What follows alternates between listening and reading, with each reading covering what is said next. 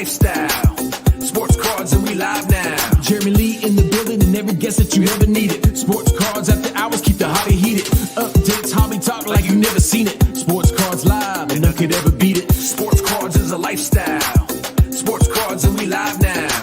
Welcome to another episode of Sports Cards Live with your host, Jeremy Lee.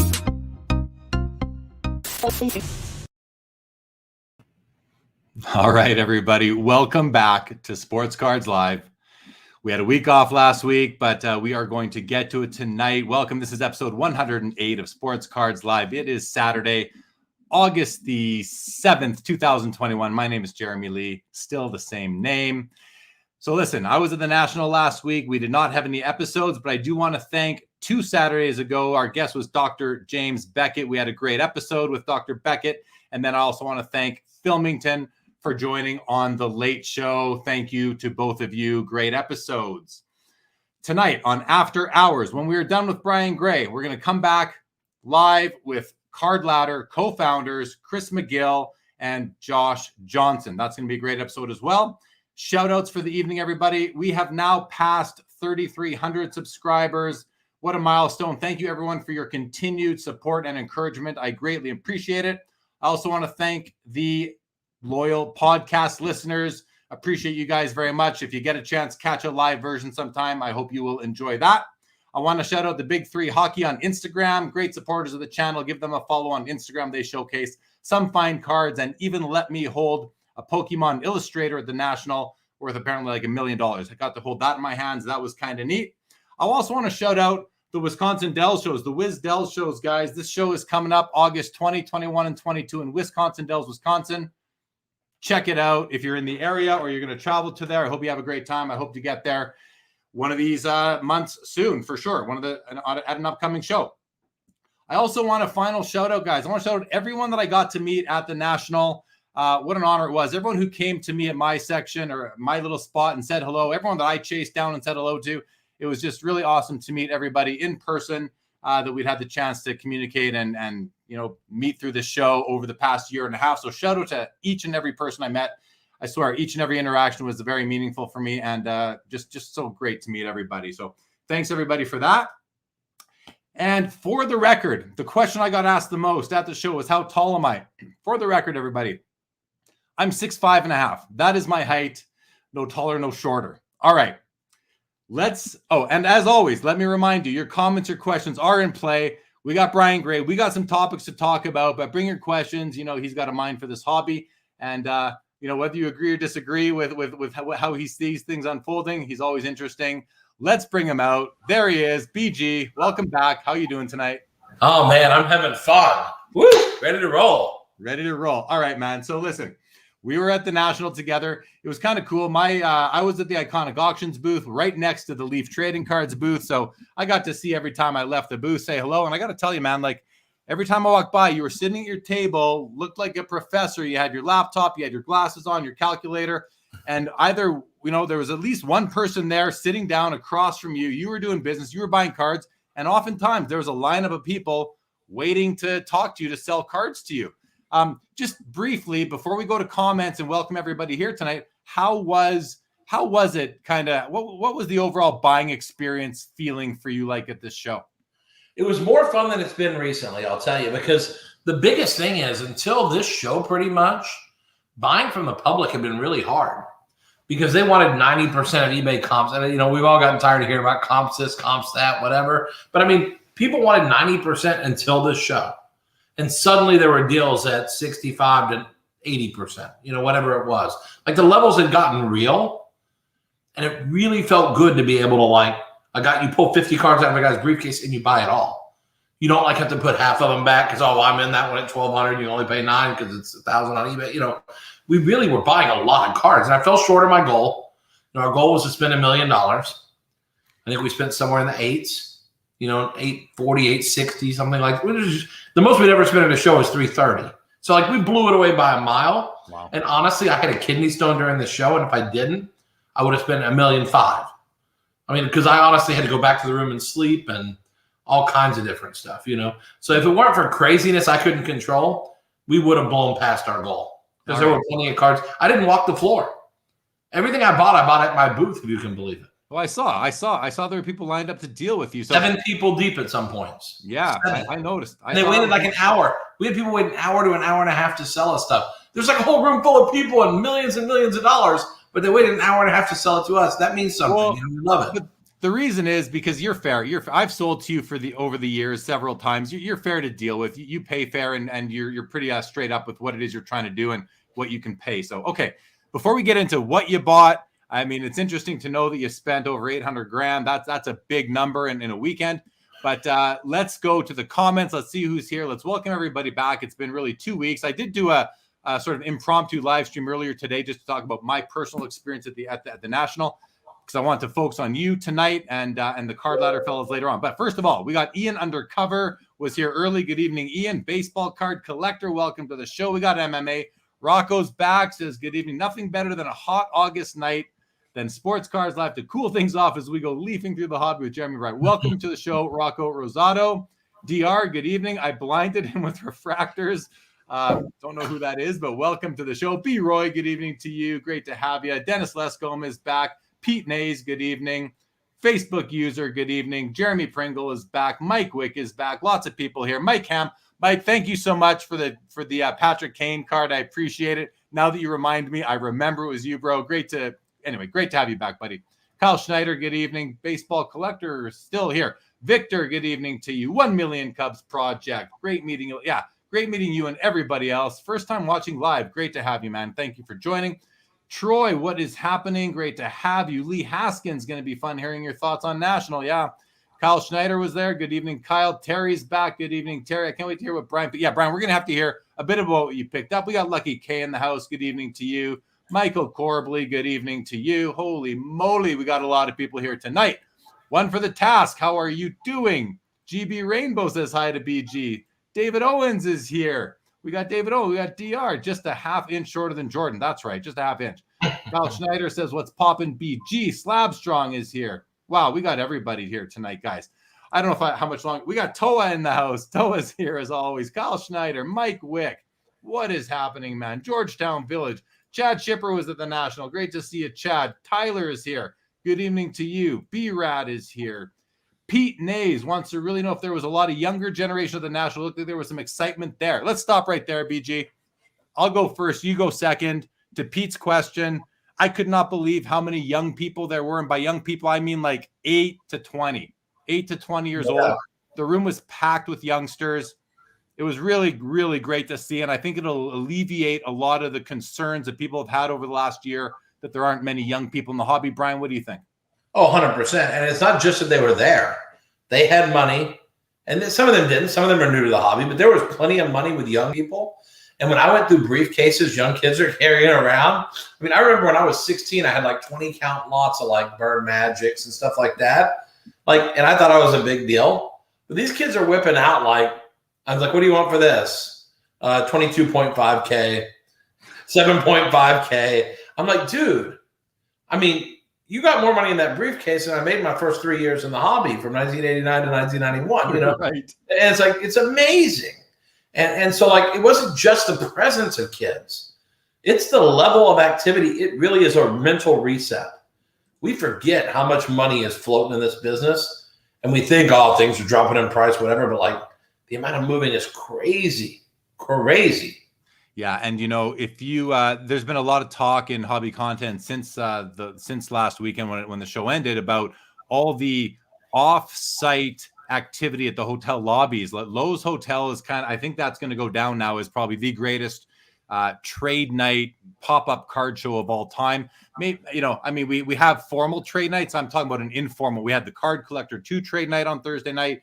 You had a Blake Jameson inspired trade night put on by Beans Ball Card. Sorry, slipping my mind right now, but we had back-to-back trade nights then. And, you know, but this thing just popped out of nowhere. I don't know. Did you hear about this, Brian? You weren't there, I don't think, but did you hear about this at Lowe's? Trade night? No, the Lowe's Hotel on Thursday night. Okay. Not planned. It wasn't a planned event, but all of a sudden there were like, I mean, I've heard estimates of up to 1,000 people in that lobby and the 2 hallways going off it towards the banquet halls, filled with people, tables lining both sides of these hallways. and like I thought there were at least 500 people in there. I've heard people say 1,000. Just it was crazy how many people were out there with their cards laid out everywhere, whether it was on the floor, on the chairs, on the back of the chairs, in the flight center. It was absolutely nuts, and people were saying that there were a lot of deals being done. Well, even the planned trade night over at the Hyatt. I mean, I unfortunately was ill and had to go to bed, but like if I had known or been healthy, I would have just taken a bunch of money down there, because I think even though it's trade night, I'll be trading money. I think honestly, the amount, again, we're at a level of activity that's like unprecedented. You can talk about 1991 and 200,000 people showing up at the National, whatever you want to say about that. This is like different zip code. Yeah.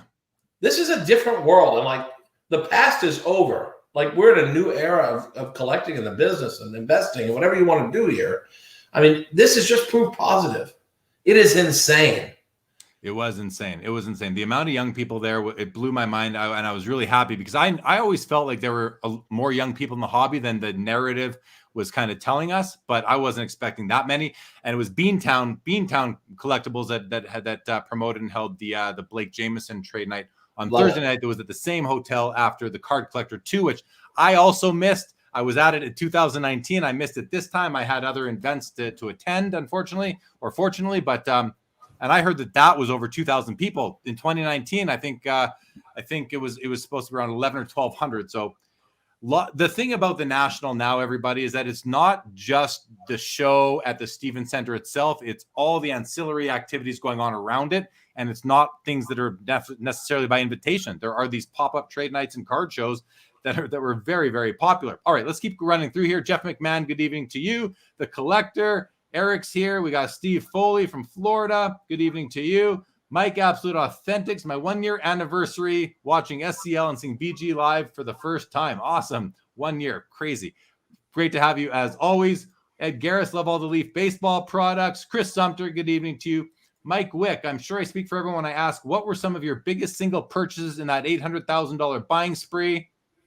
Cards that stuck out to you. Brian, why don't you throw a couple at us? You know what's funny is I didn't buy big stuff. That's why it's so staggering what we bought. Because the biggest card we bought was $10,500. It was an SGC 9 Jordan. That was the biggest card I bought. I bought a crap load of affordable stuff. And you'll hear later what my premise is and why I'm buying that stuff.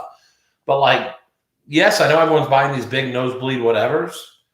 Man, I'm telling you, I would say 80% of what I bought was under $300, under $500. I spent that much money on stuff that's $50 to $500. What was the biggest deal you did? Like whether it was 10 cards or 1,000 cards? What was the most money? What was the most money you gave one person? I had a couple of I think my biggest one was $55K. Yeah. And I bought a bunch of stuff, and it was like 75% of comps, and it was stuff I wanted to own. I was like, hello, no brainer. Had to buy that. How long did it take for you to get that deal done from start to finish? A deal like that, if you don't remember. 40 minutes. Yeah. And then I had another one that was 30 minutes. It was like 45K, and another one. I had a few big purchases, but I 500 and 2,000 and $4,000 it to death. Yeah. But we honestly couldn't count the money fast enough because there was another person ready to sell.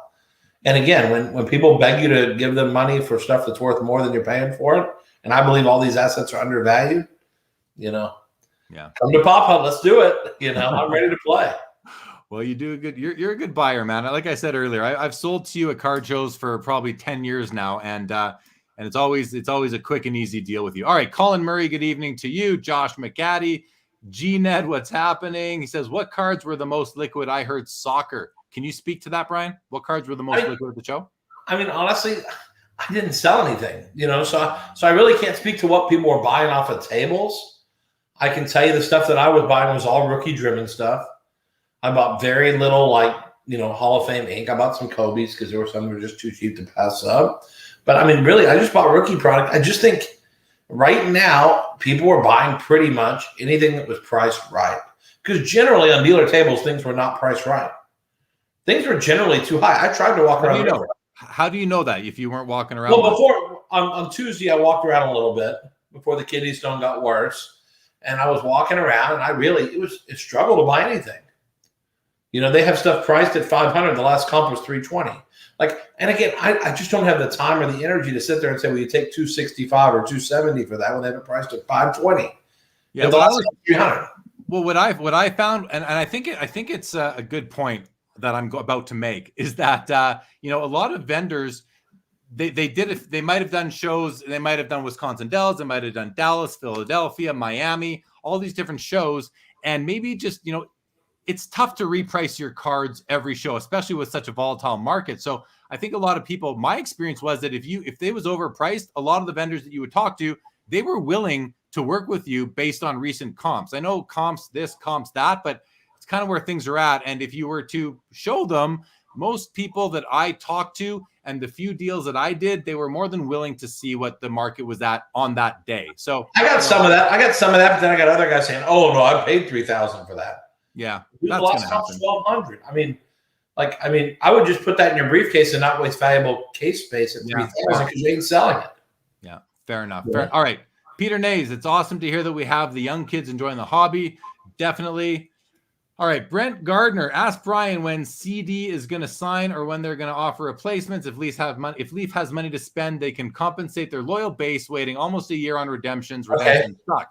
I want to take this one because I saw he's made a couple of comments that were interesting. First off, sorry you had to wait so long. CD lost the cards, and because they were metal, we had to wait for a metal job to reprint them. You can't just call the factory and say, "Hey, print me up 600 CD Lamb metal cards." Doesn't work like that. So, and I don't think it was metal. I think it was Flash, and I'm not sure what to say. I think it was Flash and Valiant maybe. But yeah, that's what happens. The guy loses the cards. So we have to wait for another print job to gang him up with because of the technology. If I printed paper cards to give you, you wouldn't have been happy with that. So we had to wait and print it. So what we made is actually, instead of Flash and Valiant, you're going to get unreleased metal cards with new artwork that are ultra limited. But besides that, with tons of parallels. But besides that, CD has been in California training with a team. He's not the fastest signer. He has the cards in Dallas. I talked to the agent again this week. They swear he's signing them. But again, that's the same thing that happens with AJ Brown and a lot of these guys. It's not like we hold these back and say, let's screw the customer over and not fill their redemptions. We got them. We want to fill them. We're waiting for Justin Jefferson to sign his last batch. Chase Young lost his last 100 cards from Trinity. He lost them. And we can't reprint them, so we're having to give people replacements. So things like this happen. So, again, our option is, yes, you want us to offer a replacement?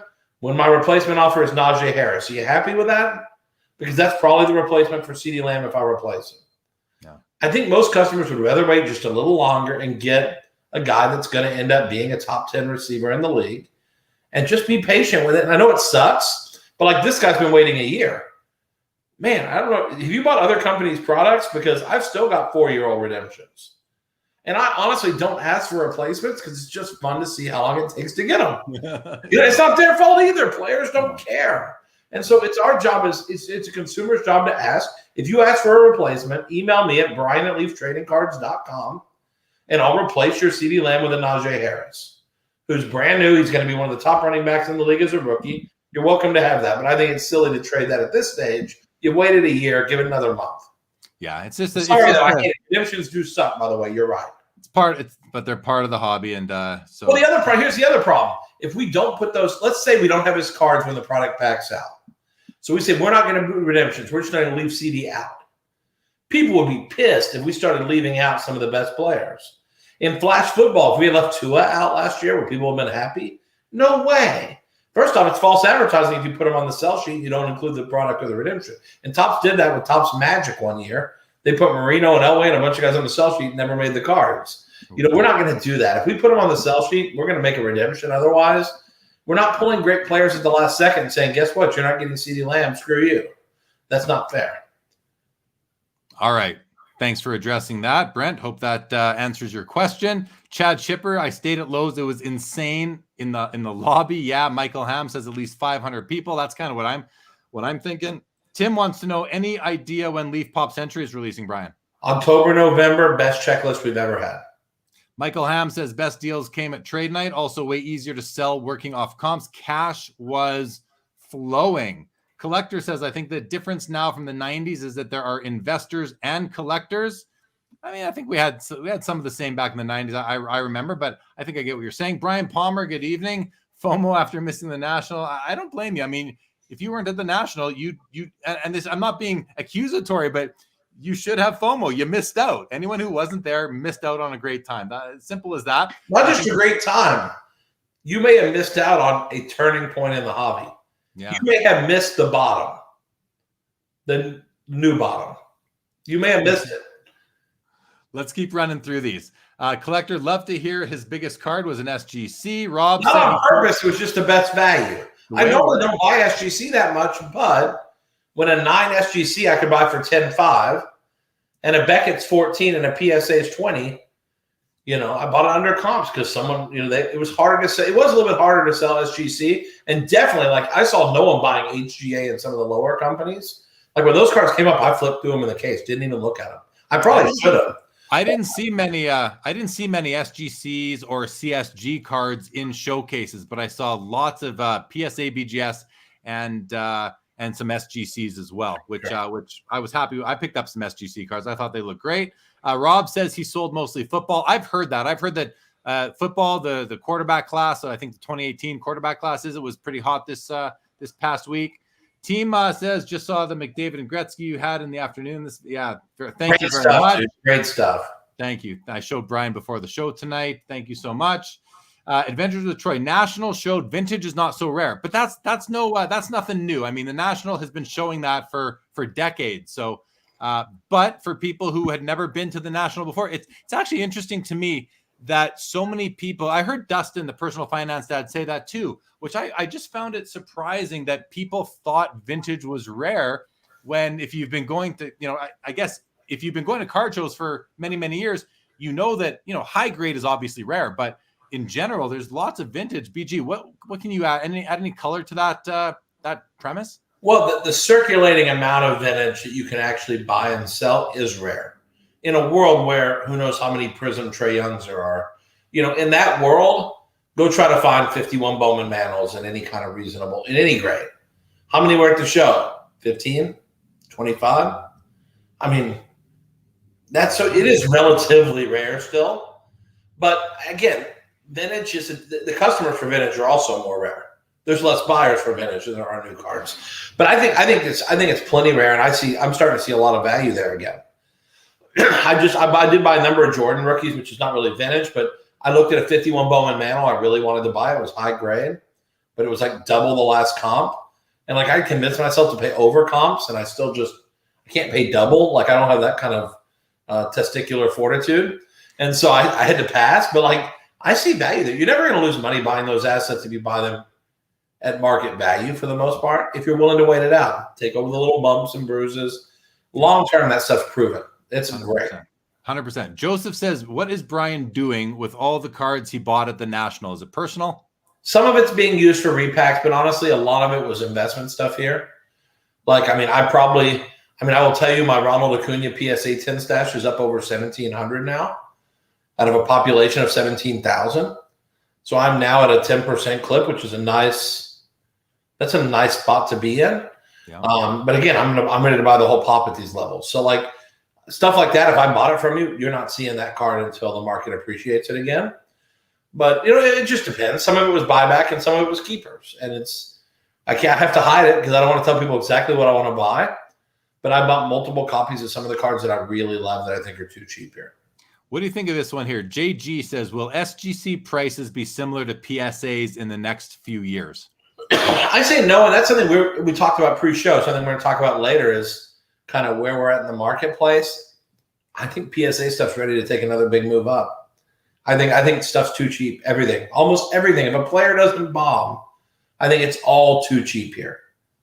And honestly, let's get into it now. We don't have to do that later. Let's do it right now. So yeah, talk about that. Why do you think it's too cheap? What speak to that? I mean, I'm calling what I call the new bottom right now. This is too cheap everything, and I'll tell you why. I do not believe, if you believe there's $20 grading from PSA coming anytime soon, then good luck to you. No chance in heck. Grading in the foreseeable future will be $50 or more. I don't believe at the end of next year we will have anything below $50 grading. How about that?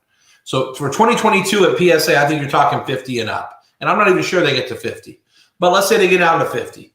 Then you also have, now people think there's population control and things in PSA. I don't believe that in the slightest. But I do see that the percentage of 10s coming out, at first it was anecdotal, like people said, hey, I'm getting a worse percentage. But that's becoming a universal anthem now.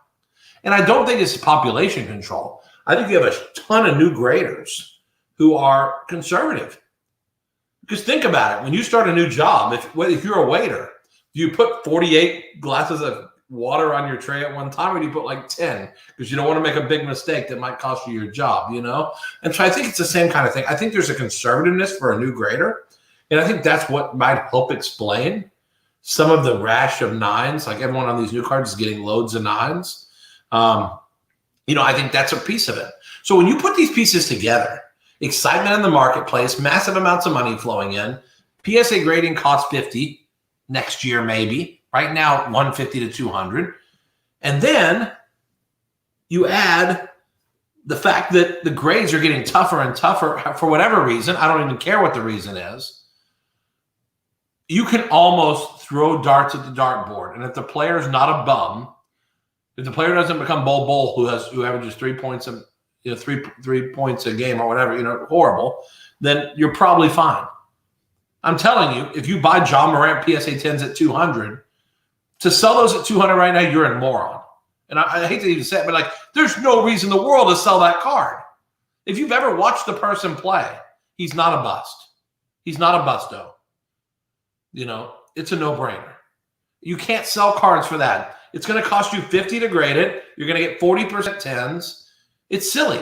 And then if you want to get really cheaper, you look at things like Topps Update Acuña's that I've been snagging for 120 and less right now.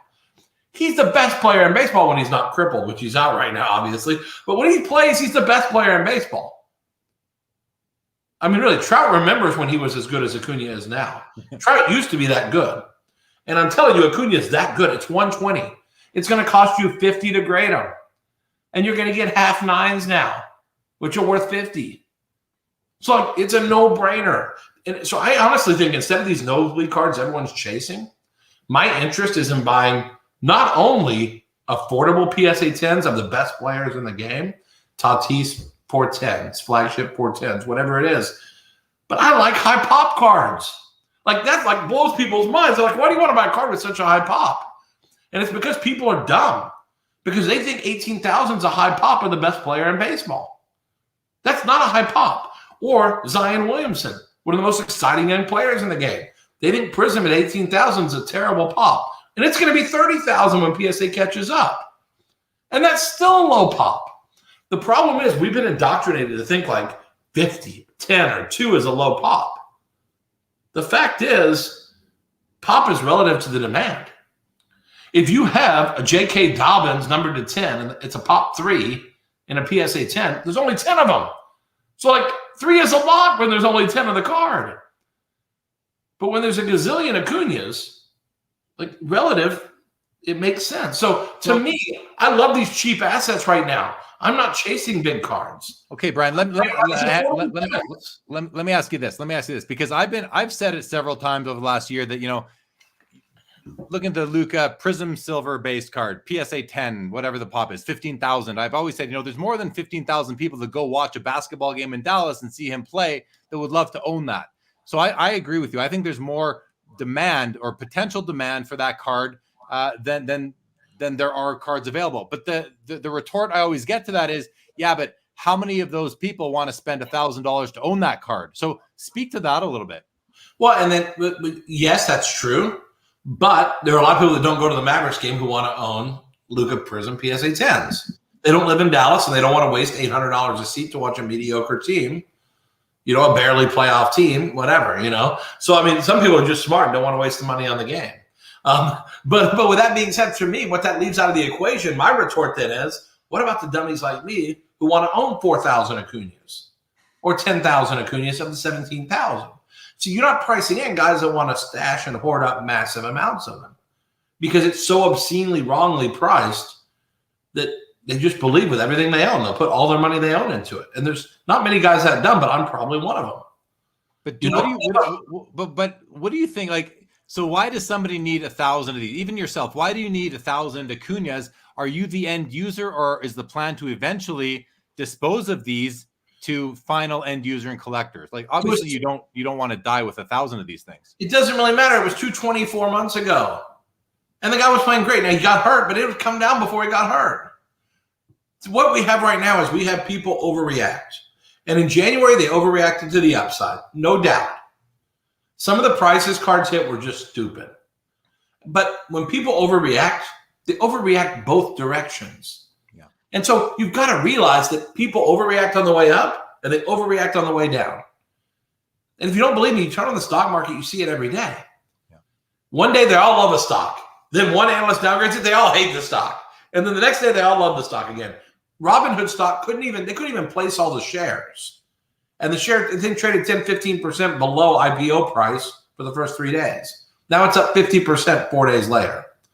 Well, was it mispriced then, or is it mispriced now? Like, sentiment can change in 1 second. And all it takes is someone smart with vision who can, like, help people see that. And I'm not saying I'm smart or I have vision. I'm wearing glasses, so who knows? But like, you sometimes have to look and say, maybe I got over pessimistic the same way I got over optimistic. You know what I'm saying? And that's the key, I think, is just to figure out, am I seeing this thing clearly, or am I following the sheep? You're just a sheep. If you just sell when everyone's panicking, you buy when everyone's getting overexcited, you might call yourself a momentum investor, but you're really a sheep. You're following the crowd. And most of the money I made in life is zigging when everyone else zags, or zagging when everyone else zigs. All right. Preach it, you know. Preach, exactly. All right, I want to say hi to Jake, 90s B-ball cards again. Brent Gardner wants just thank you for the CD explanation. Here's the question, DR. Brian, what do you think is needed to be a successful employee / teammate at a hobby company like Leaf? The thing is, for the people that are successful in our group, it is really acting like it's your money, acting like it's your life on the line. Like, to me, it is my money. So if we lose money or make money, I get the benefit or the pain. And when we do something well, people say, Brian, you're a hero. And when we do something badly, people say we're a loser.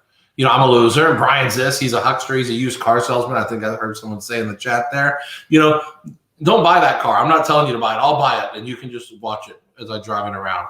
But I mean, that's the point. Is I think most companies, the people who work there, don't care. They care, but it's not their money. So, like, they don't fight for every dollar when they're buying, or they don't, like, fight to make the products perfect. They want them to be good, but, like, it doesn't hurt them emotionally if a product's bad. Whereas, like, when I make a product that's not good, I'm crushed. Yeah. Like, I feel like I'm a failure. But then we made Pro Set Sports at the National, and 100 people told me that we crushed it.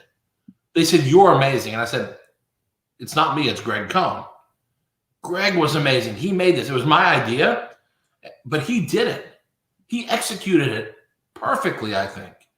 And so, like, but that's a guy who, if that product would have failed, would have been crushed because he cares that much. And so it's very hard to find people like that and that are willing to do whatever it takes to win. Work however long you have to work on weekends. If I call you at 11 at night, you answer. I call you at 7 in the morning, you answer. Because we're brainstorming. I'll wake up and I'll have a dream about something I need to make.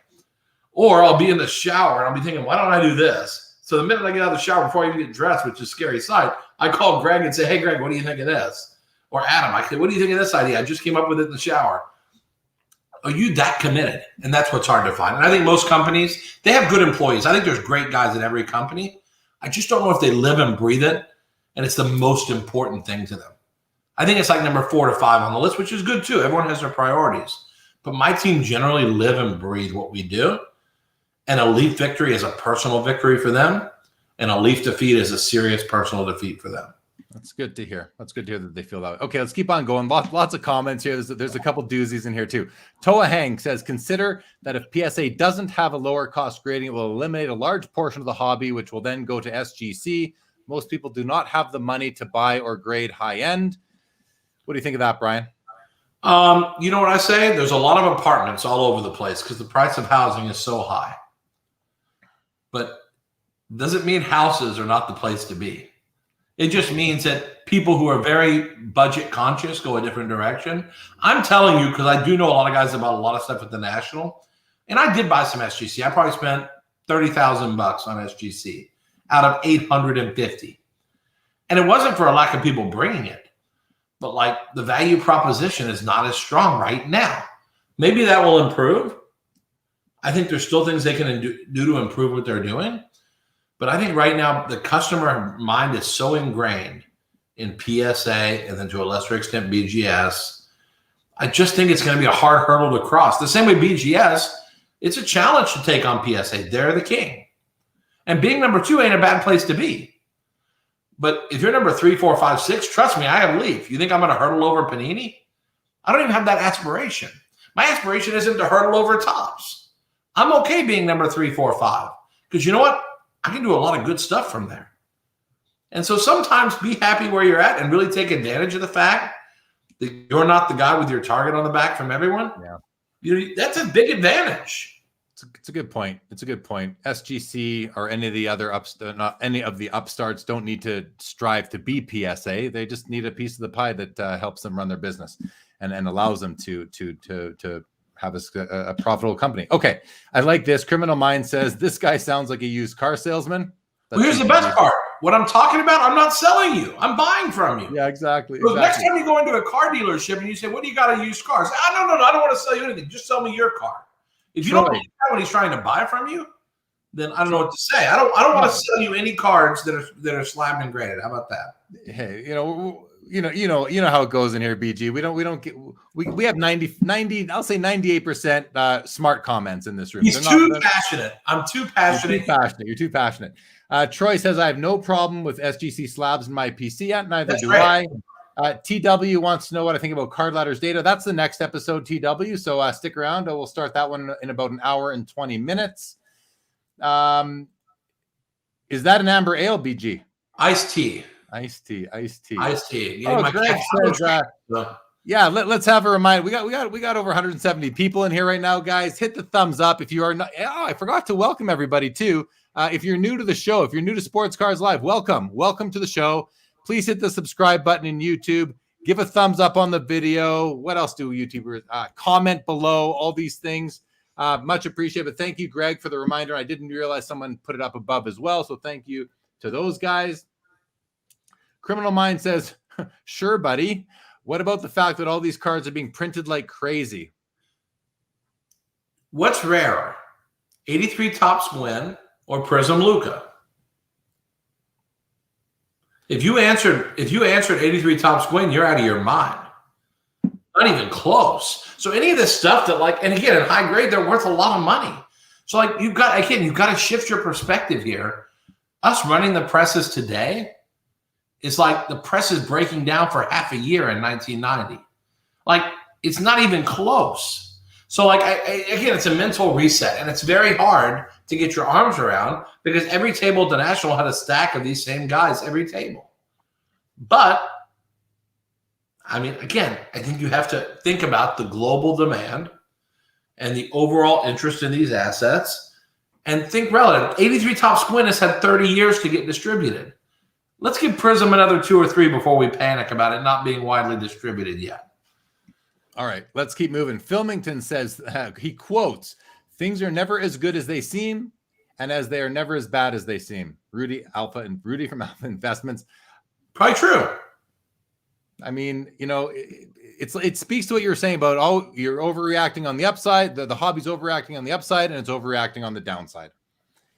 Pete Ney says, was there any love for hockey at the National? So yeah, I said earlier today when I did an impromptu this afternoon, but there was not much hockey in showcases. Historically, I've always felt, and this is my 13th National, I've always felt that hockey was anywhere from 5 to 10% or so of the show. This time, I don't even think it was 1%, but the odd dealer that did have a few hockey cards, it was either Gretzky or Crosby or McDavid or Ovechkin, those kind of guys. And then the odd vendor that did have a showcase full of them, that's where you had some selection. But what I did hear from a few vendors was that more people were asking for hockey than there was to go around. So I thought that was encouraging. The collector, if PSA prices to sub or to stay high. I feel SGC will make up ground due to gains in market share, but will never make it to the same price. But I prefer SGC myself for many reasons.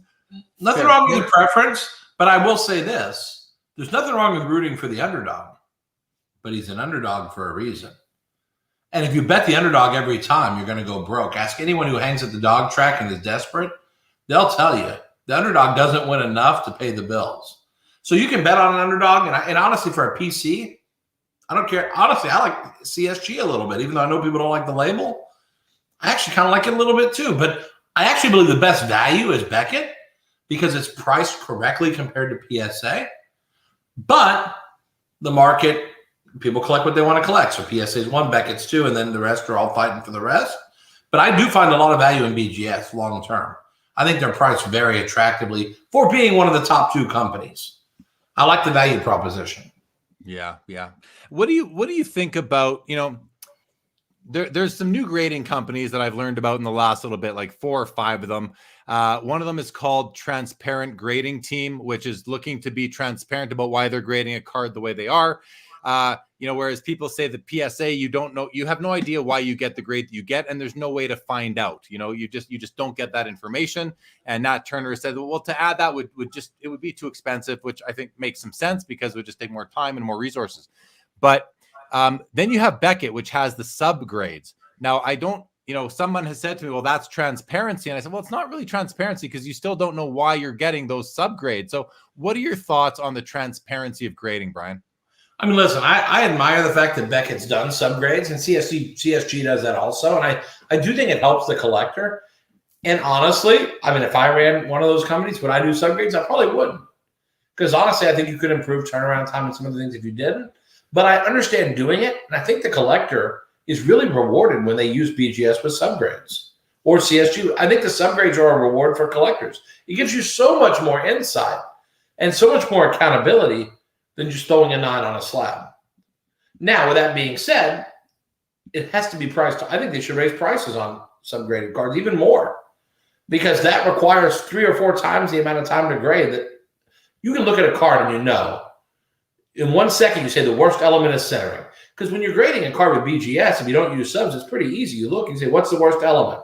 Centering's an 8.5. The card can't be better than a 9. Is there another 8.5? No, it's an 8.5 or a 9.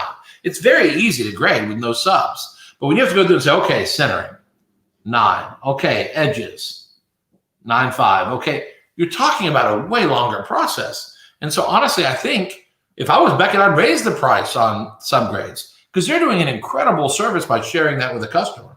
I think that's as transparent as you're ever going to see. You're never going to get personalized videos.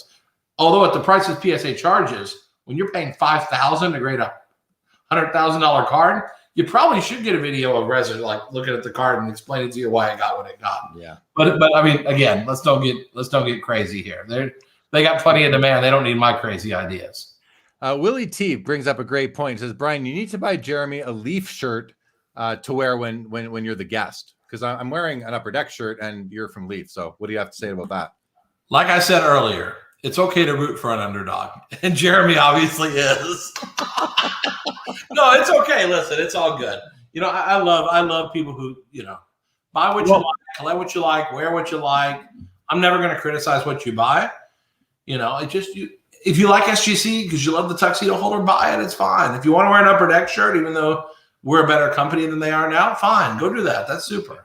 What so you had a display at the Nationals. You've always had. Upper Deck didn't have a corporate display. They didn't have a setup at the show for the first time that I can ever remember. A couple of their principals were there, having some presence on the main stage and walking around, and some people that have been on my show, great guys, friends of the show. What did you think about the fact that they did not have a corporate presence at the show for people to come into their display and talk to the staff? Well, first, I'll tell you, when you see Leaf next year, our corporate presence will be much bigger. We didn't think there was going to be a show. I plan to go bigger and finally do the National in a big way because we always have kind of a smallish booth, kind of low key. We're going to invest a bunch of money and do it in a bigger way in 22. So first off, we didn't think there was going to be a show. I'm still shocked we had a show. I mean, you want to talk about low pop? How about people wearing masks in that show? That's a low pop. Good point. Yeah. I mean, that was rarer than PSA 10 Jordans almost. I mean, there were hardly any masks there. But with that being said, we didn't even have the presence I'm happy with. I wanted to have a bigger presence. Disappointed they didn't set up, but listen, it's not my job. Listen, I'll take a fun jab at them about your shirt and random acts of kindness. That's all. I'll take jabs at those things because they're fun to pick on. But overall, generally, it's not my job. I'll focus on Leaf and keep doing a great job. They have to figure out if they want to be there with the collector and interact in a meaningful way. I think they probably did in some limited capacity, which is good. But for me, it's more important to talk to people all day, every day, and try to understand what people think about our products, what we can do better, and hopefully spend $1 million while we're there. Yeah. I mean, I love Upper Deck cards. I've been collecting them for a long time. But I was disappointed that they weren't there. I thought that was the wrong move. But hey, I don't run the company, so what do I know? Josh Dawson, it was awesome seeing you at the National as well. Brian, been a while, but happy to see you again. There you go. Thank you, Josh Dawson. Yeah, great to see you, man. Super bad. Did Brian buy any super high-end cards? He bought the one SGC. No, nothing super high-end. I think super high-end, I actually saw some liquidity issues there. I didn't see people walking around dropping $50K, $100K on cards everywhere. Because the fact was, the celebrity buyers that could have been at the National, most of them were not there because of COVID. And the billionaire type buyer would rather buy it from Golden Auctions than buy it at the show. Because they can do it at arm's length. Most billionaires are not going to walk around the show towing a little briefcase with $1 million in it to buy big cards. They're just not doing that. Yeah. There are some big buyers there, but I think the biggest nosebleed buyers would rather do it from home, especially in a COVID environment. 1 Million Cubs project with a great take. Criminal Mind, more like criminal bad takes. Can't disagree with that one. Michael Ham says, does Brian think PSA grade's better, or is it their value because the collectors pay the most for it? I feel PSA is not superior in any way other than what they sell for. BGS and SGC have Elite 10 labels. I mean, I think PSA does. I think all these companies, I think SGC does. I think they all do a good job. I really do. Now, again, I do think Beckett probably has the highest level of accountability with subgrades. And so I put some extra value on that, no doubt. But again, it's not about, and I saw someone made a comment, which you'll get to in a minute. Someone said over there, sounds like Brian said, buy the holder, not the card. Yeah, someone said that. And that's not what I'm saying. Because again, I can give you a whole spiel about raw cards and how there's extraordinary value in raw cards because no one can grade. That if you have a good eye and you have the money to hold, you could do really good, PokeFan, thank you very much. Greatly appreciate that flattering comment. PokeFan says, when he says PSA down to 50, does he think that's quarterly special, price, or economy? Yeah, what do you mean when you say pricing down to 50? I just don't think there's going to be $20 pricing anytime in the near future. But when you say 50, do you mean like economy? Bulk? I think it costs you $50 to grade a card at whatever the slowest service is. And the slowest service could be 6 months, could be 2 months. I don't know what it's going to be. But the quantity they have is not going to unwind instantly. And the fact is you don't want it to. Because for it to unwind fast, you're going to get either 9 to death, like you are right now, or you're going to have machines grading your cards, and then the whole jig's up because machines are going to crush you. The fact that human beings grade your cards is the only hope you have. Because if machines really use numbers and science to do it, you'd be screwed. Yeah, but humans can set the parameters still, right? Humans can still set the parameters of what. You trust a machine to kick it out? Not me, sir. I want humans looking at my cards if I want decent grades. Machines are perfect. More perfect. And I don't think any of us want to be judging cardboard and paper with that level of precision. Even if you set the tolerances a little bit looser, I like the human element. And humans make mistakes, but I think if you grade cards, you're not going to be happy if machines do it. If you buy graded cards, you might be happy. But if you grade cards, you're not going to be happy if machines do it. Because I don't believe the machines, even with a wider tolerance, when we look at a card, like I look at a card, I have a gut instinct when I see a card. And this is why centering is so important for eye appeal. Because it's just, when that card is centered and looks good, that 52 mantle with a pinhole, like the pinhole is not the first thing I see when that card is perfectly centered. When it just looks right otherwise, and to me, there's a machinist going to have a hard time getting eye appeal. And getting, like, when that color is really bold versus okay, the machine just doesn't get that feeling that we get. And the buyer who buys the card in the holder has that same feeling. Even if you're buying the card, not the plastic, you still see the card. And when it has the right eye appeal, that's what makes this so enamoring to some of us, is we feel something when we see cards. Either memories or just a passion for beauty or art or whatever it is you see. I think there's something there, and I don't want to lose that. And I think people are the best judge of that, you know. All right. Good. Jake agrees that BGS is an incredible value right now. Sean Robb, do you think many people are rotating out of modern basketball and into modern football, soccer, and hockey? I think a little bit, but I think a part of it, I mean, again, that's why basketball is where most of the money I'm pouring in is probably going. I mean, at this stage, I don't see how you don't buy John Morant's and Zion's. I don't see it. I think Lucas are too cheap. Again, I'm probably the only person in the world that thinks that. I think Trae Young is too cheap. I think Jason Tatum's too cheap. There's a whole mess of guys that are too cheap.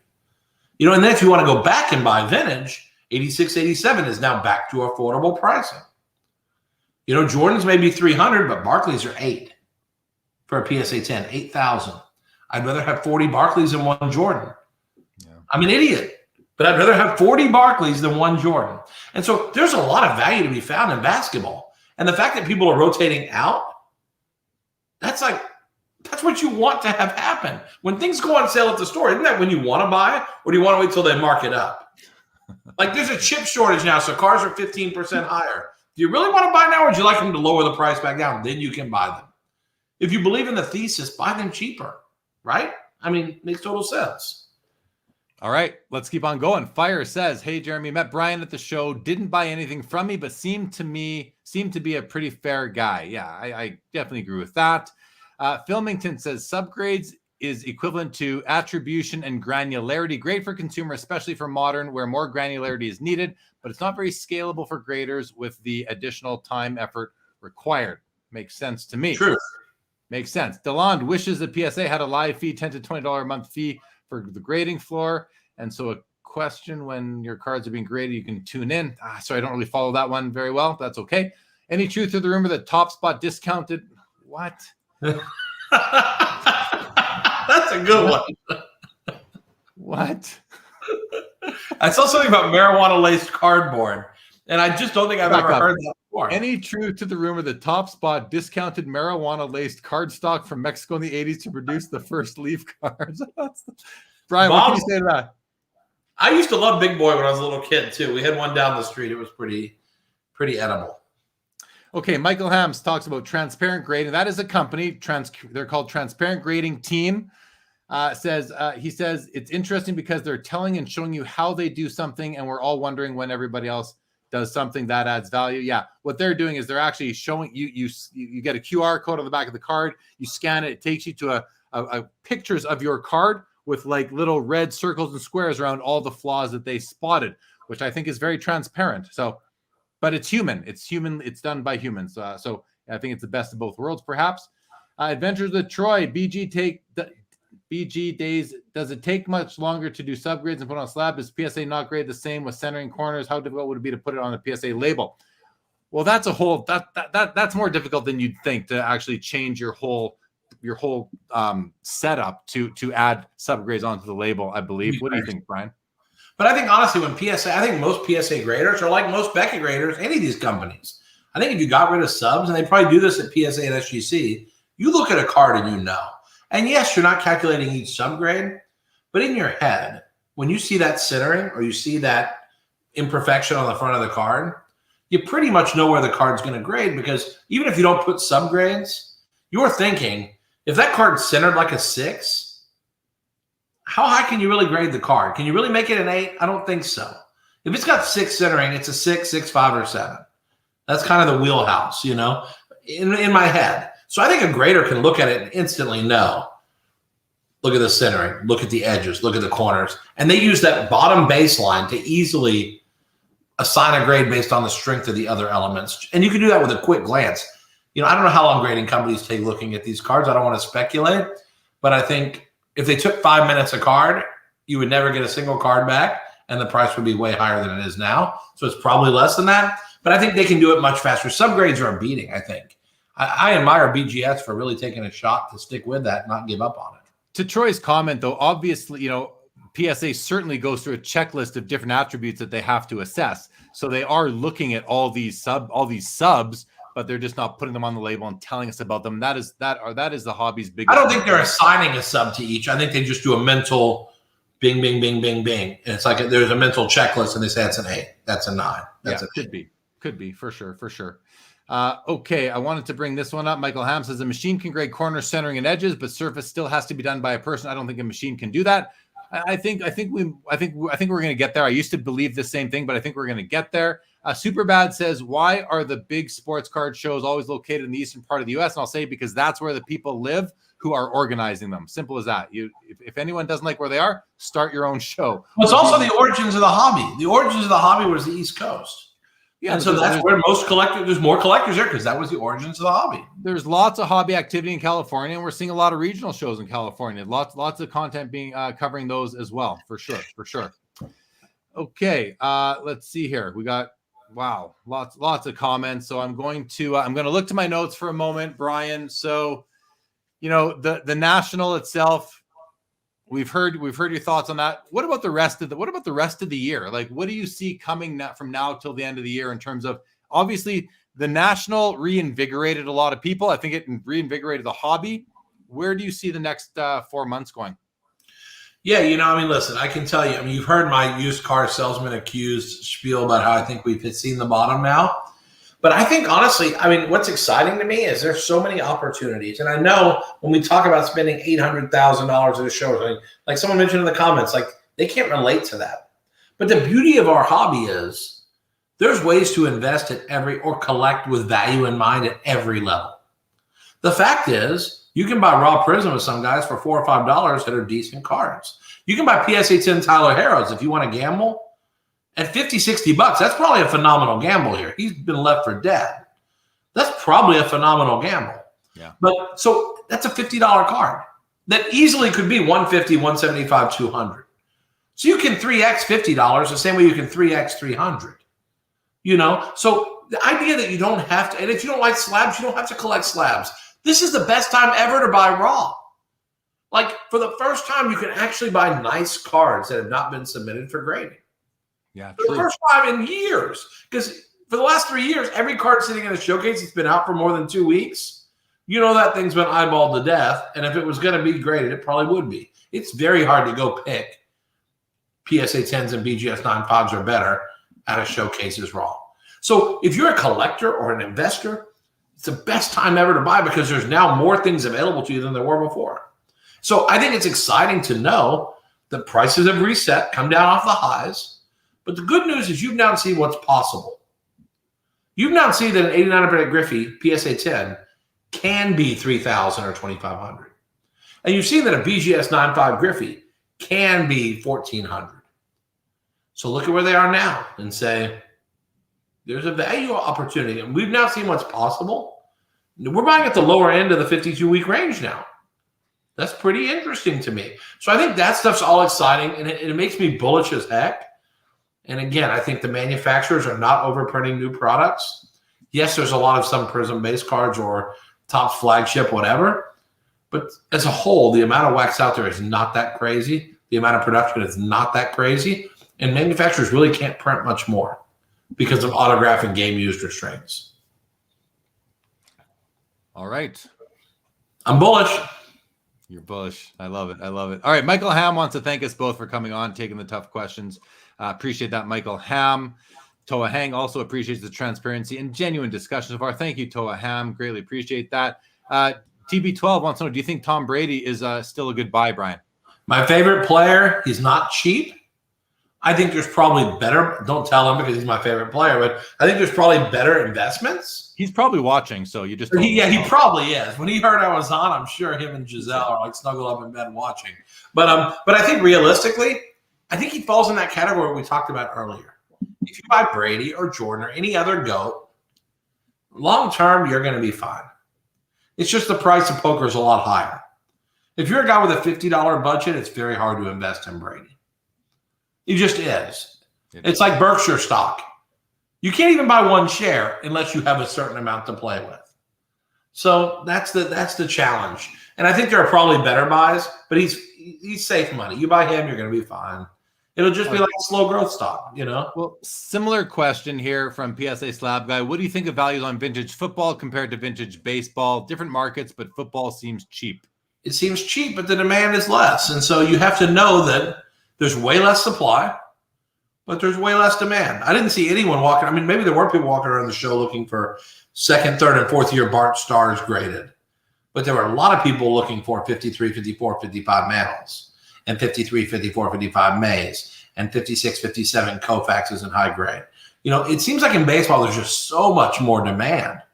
But I do think if you pick out key rookies, I still think there's some real values there in football. I really do. Yeah. Okay, good answer. Here's a question from Toa for you. We often get concerns of why card products have recently been so poorly made. What do you believe has attributed to this, and what can actually be done to improve this? I think what he's talking about is cards out of the pack, not, you know, people want their I think they generally think that a card out of the pack should grade a PSA 10, a BGS 9.5 or better. And they simply haven't been recently. What are your thoughts on that? Well, I think there's a couple things. First off, technology now is definitely more advanced than it's ever been. And you guys, you don't want just paper. Yes, you'll take some paper, but you want like shadow boxes and immaculate. And you want, 50 different colors of refractors with 50 different whatevers. And, we want some advancement in technology. With that comes print. We're dealing with paper still. It's amazing. If you open even vending boxes from the 80s or 70s, you want to see some quality issues. Open one of those. You can get one where every card is centered 80-20 and you're ready to hang yourself. The quality in the old days was terrible compared to now. I think the quality is good. The only difference is we look at it with a 20 times loop now. Trying to figure out if it's a BGS 10 or a PSA 10 or an SGC, whatever, gold label, whatever it's called. That's the problem is we expect perfection. And I have to talk to customers every day and I'm like, you understand if a card grade's an 8.5, I understand it's not a 9 or a 9.5 or a 10 and you're probably not tickled about that. But it's an 8 freaking 5. Like, that's okay to me. Even an 8 should be okay, even though it's a dreaded white label from Beckett or it's a PSA 8. Oh, my God. Near mint to mint is good enough when you're talking about paper. Is it the best? No, but that's why the best is worth more. Yeah. And the fact that we don't make every card an 8. Now, I'll tell you what we do, and I think some other companies could do this also, is we try not to put dark borders on the back of the cards, especially when they're thick cards, because you know that when you cut those, how many times have you opened a high-end box that's $1,000 a box and the back corners chip a little bit? Yep. Why put a black border on a card that's this thick that you're using a guillotine to cut? It's not going to cut right. You're going to have corner issues, and you're going to pull cards that are a 7 out of the pack. But again, even if you make them white, at least that card might grade an 8 because it hides it better. It's not the eyesore. But the fact is, again, do you want ultra-thick cards that have sneakers in them and stuff? You're not going to expect 9.5s and 10s on that. You're going to have to give up on that. And I think we just have to be real. This is paper, I'm going to skip to the most recent comment that's come in from Georgetown Vintage. Do you have any interest in possibly selling Leaf? If yes, I will give you all my Acuñas. Unfortunately, if you had the entire pop of the top 5 Acuña cards, that probably wouldn't do it. But I appreciate the interest for sure. I think, listen, as I told Jeremy pre-show, I think every company in this industry that is highly profitable, and you can determine what you think highly profitable means, every one of them is in play right now. And if they're not, it's only because the owner doesn't want to sell. That's it. But I can tell you, every company that you're familiar with in this business has either had a top to acquire or be acquired in the last year. Every company that you know and love in this industry that's bigger than your LCS, the next level up from LCSs, every internet retailer, the biggest breakers, the distributors, the manufacturers, the supply manufacturers, the grading companies, the autograph authenticators, every one of them has had people try to buy them or they're trying to buy other people. Every one of them. So there's tons of interest out there. But again, it's got to be the right deal. It's like anything else in life. Almost anything's for sale if the price is right. So, would we sell Leaf? We might do that if the price is right. Or if it is happening, the price will be right, obviously. But I think there's a lot of companies in play right now. And I think you're going to hear a lot of deals coming in the next 6 months. A lot. Not 2 or 3, a lot. of sales are about to go down. Well, you just answered what was going to be my question. Do you think we're going to see more M&A throughout the rest of the year? And you obviously do. Yeah. Okay, I want to bring up Charles's question here. He said he's heard from national reporting that buyers were paying 65 to 70% comps for bigger items. I think he means vendors, setup vendors. Not sure if that's true. Does that mean the new real price is 70% of comps and downward pressure, or do you just get better pricing at live shows?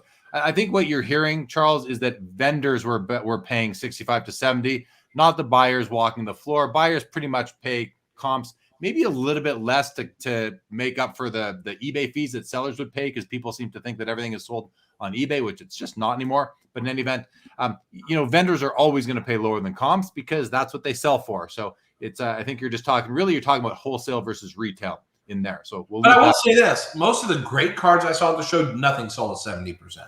You paid more than that if you wanted good stuff. Good stuff was 80 to 90%, which is about what you get on eBay. Brian, at wholesale? I'm saying when someone walked up to your table, if they had really good stuff, there's no way you're buying that at 70. So wholesale. First off, if they were, I would have spent $10 million at the show. They weren't doing that. Really good stuff was costing you 80 to 90. More regular stuff could be 65 to 80. There was way more at 80 than 65. I can tell you that. Yeah. Here's a kind of an off-topic type of question. Any thoughts on the value of tickets and other memorabilia?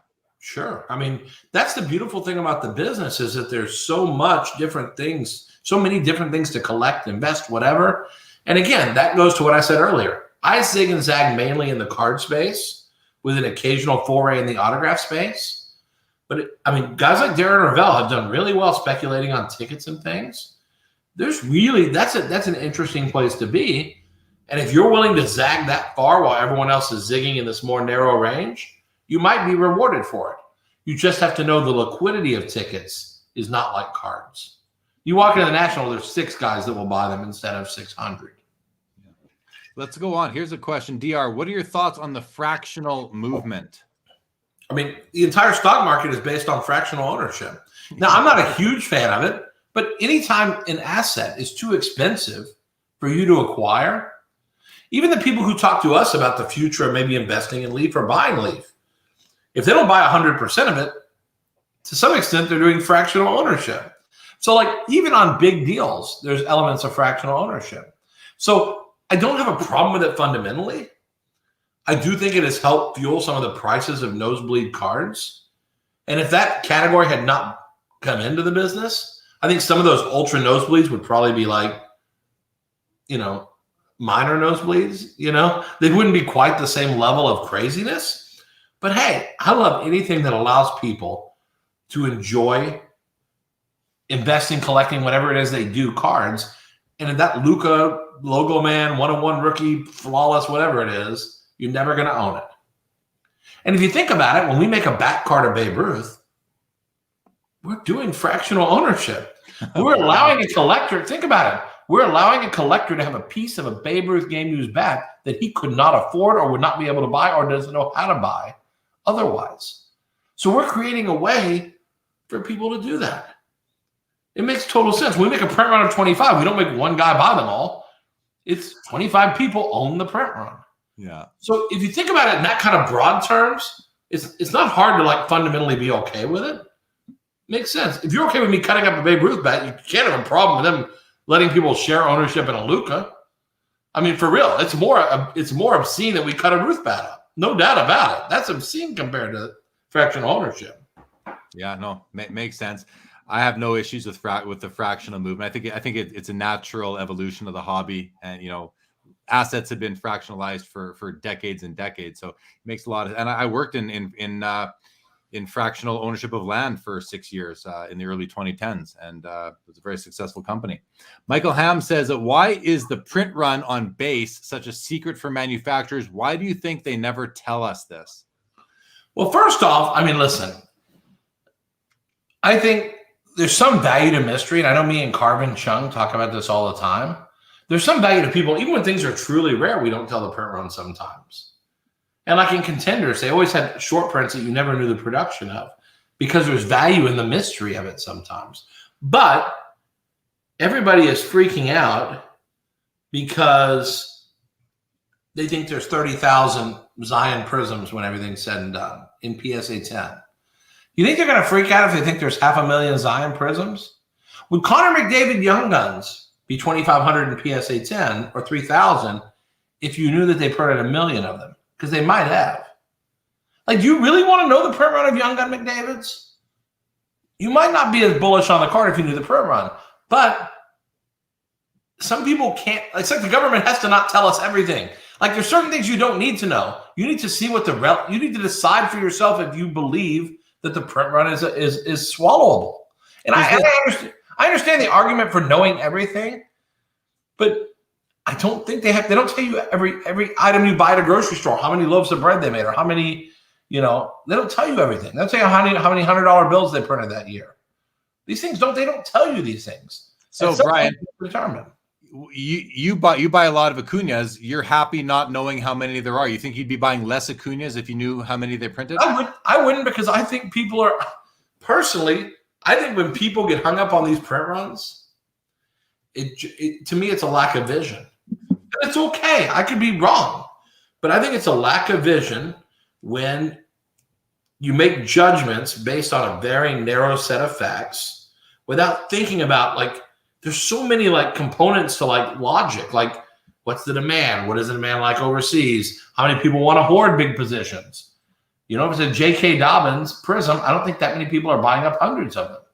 Not picking on J.K. Dobbins. I've said his name 3 times, but I'm just picking a guy that's not Joe Burrow. How many guys are going to do that? But if we're talking about Zion, a lot of guys are going to hoard up a lot. It's not going to matter the volume. So again, to me, I think part of it is, I don't think we have to tell everyone the entire print run. Sometimes you can figure it out from the wrapper on tops.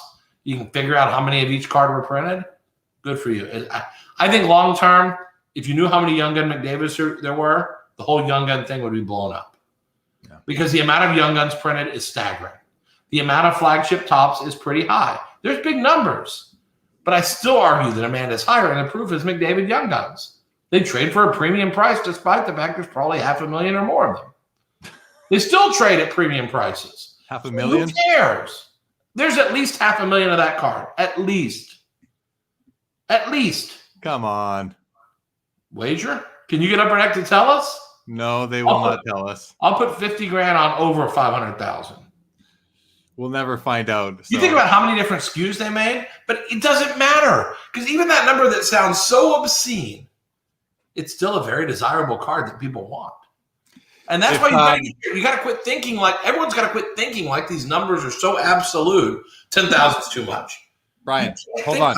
I just have to talk to the audience for a second. If anyone out there is from Upper Deck and you could quickly text me and let me know if there are more or less than 500,000 McDavid's made, just send me a quick text message. And I'll withdraw the bet if he gets one. And let me take Brian's wager, please. I can make a quick 50 large here. Thank you, Upper Deck. Okay. I want to bring up a couple comments here. Rock Latex says, if you open up a vending box of 83 tops, you'll see why the Gwyn to Luka print run comparison was ridiculous. I think he's saying that, that print runs today are no larger than they were back in the 80s. And then I want to bring up this comment right here from Card Porn in the House. Says, hey guys, what does Brian think about Upper Deck and Arena Designs getting back together to remake Precious Metal Gems, Jambalayas, etc. with college uniforms? I love those classic designs. I really do. And again, I'm in a lawsuit with Upper Deck, but I have a lot of friends there. And I'll tell you, I think some of the things they do are really good. They really do good. And I think bringing back some of these classic designs, isn't that what I'm doing with Leaf and Pro Set? I'm what's old is new again. And these are classic brand. These are classic inserts they have. Of course you should be bringing them back and doing something. What took you so long? But better late than never. Well, just for the record, Upper Deck has been using these designs. They're not the same though.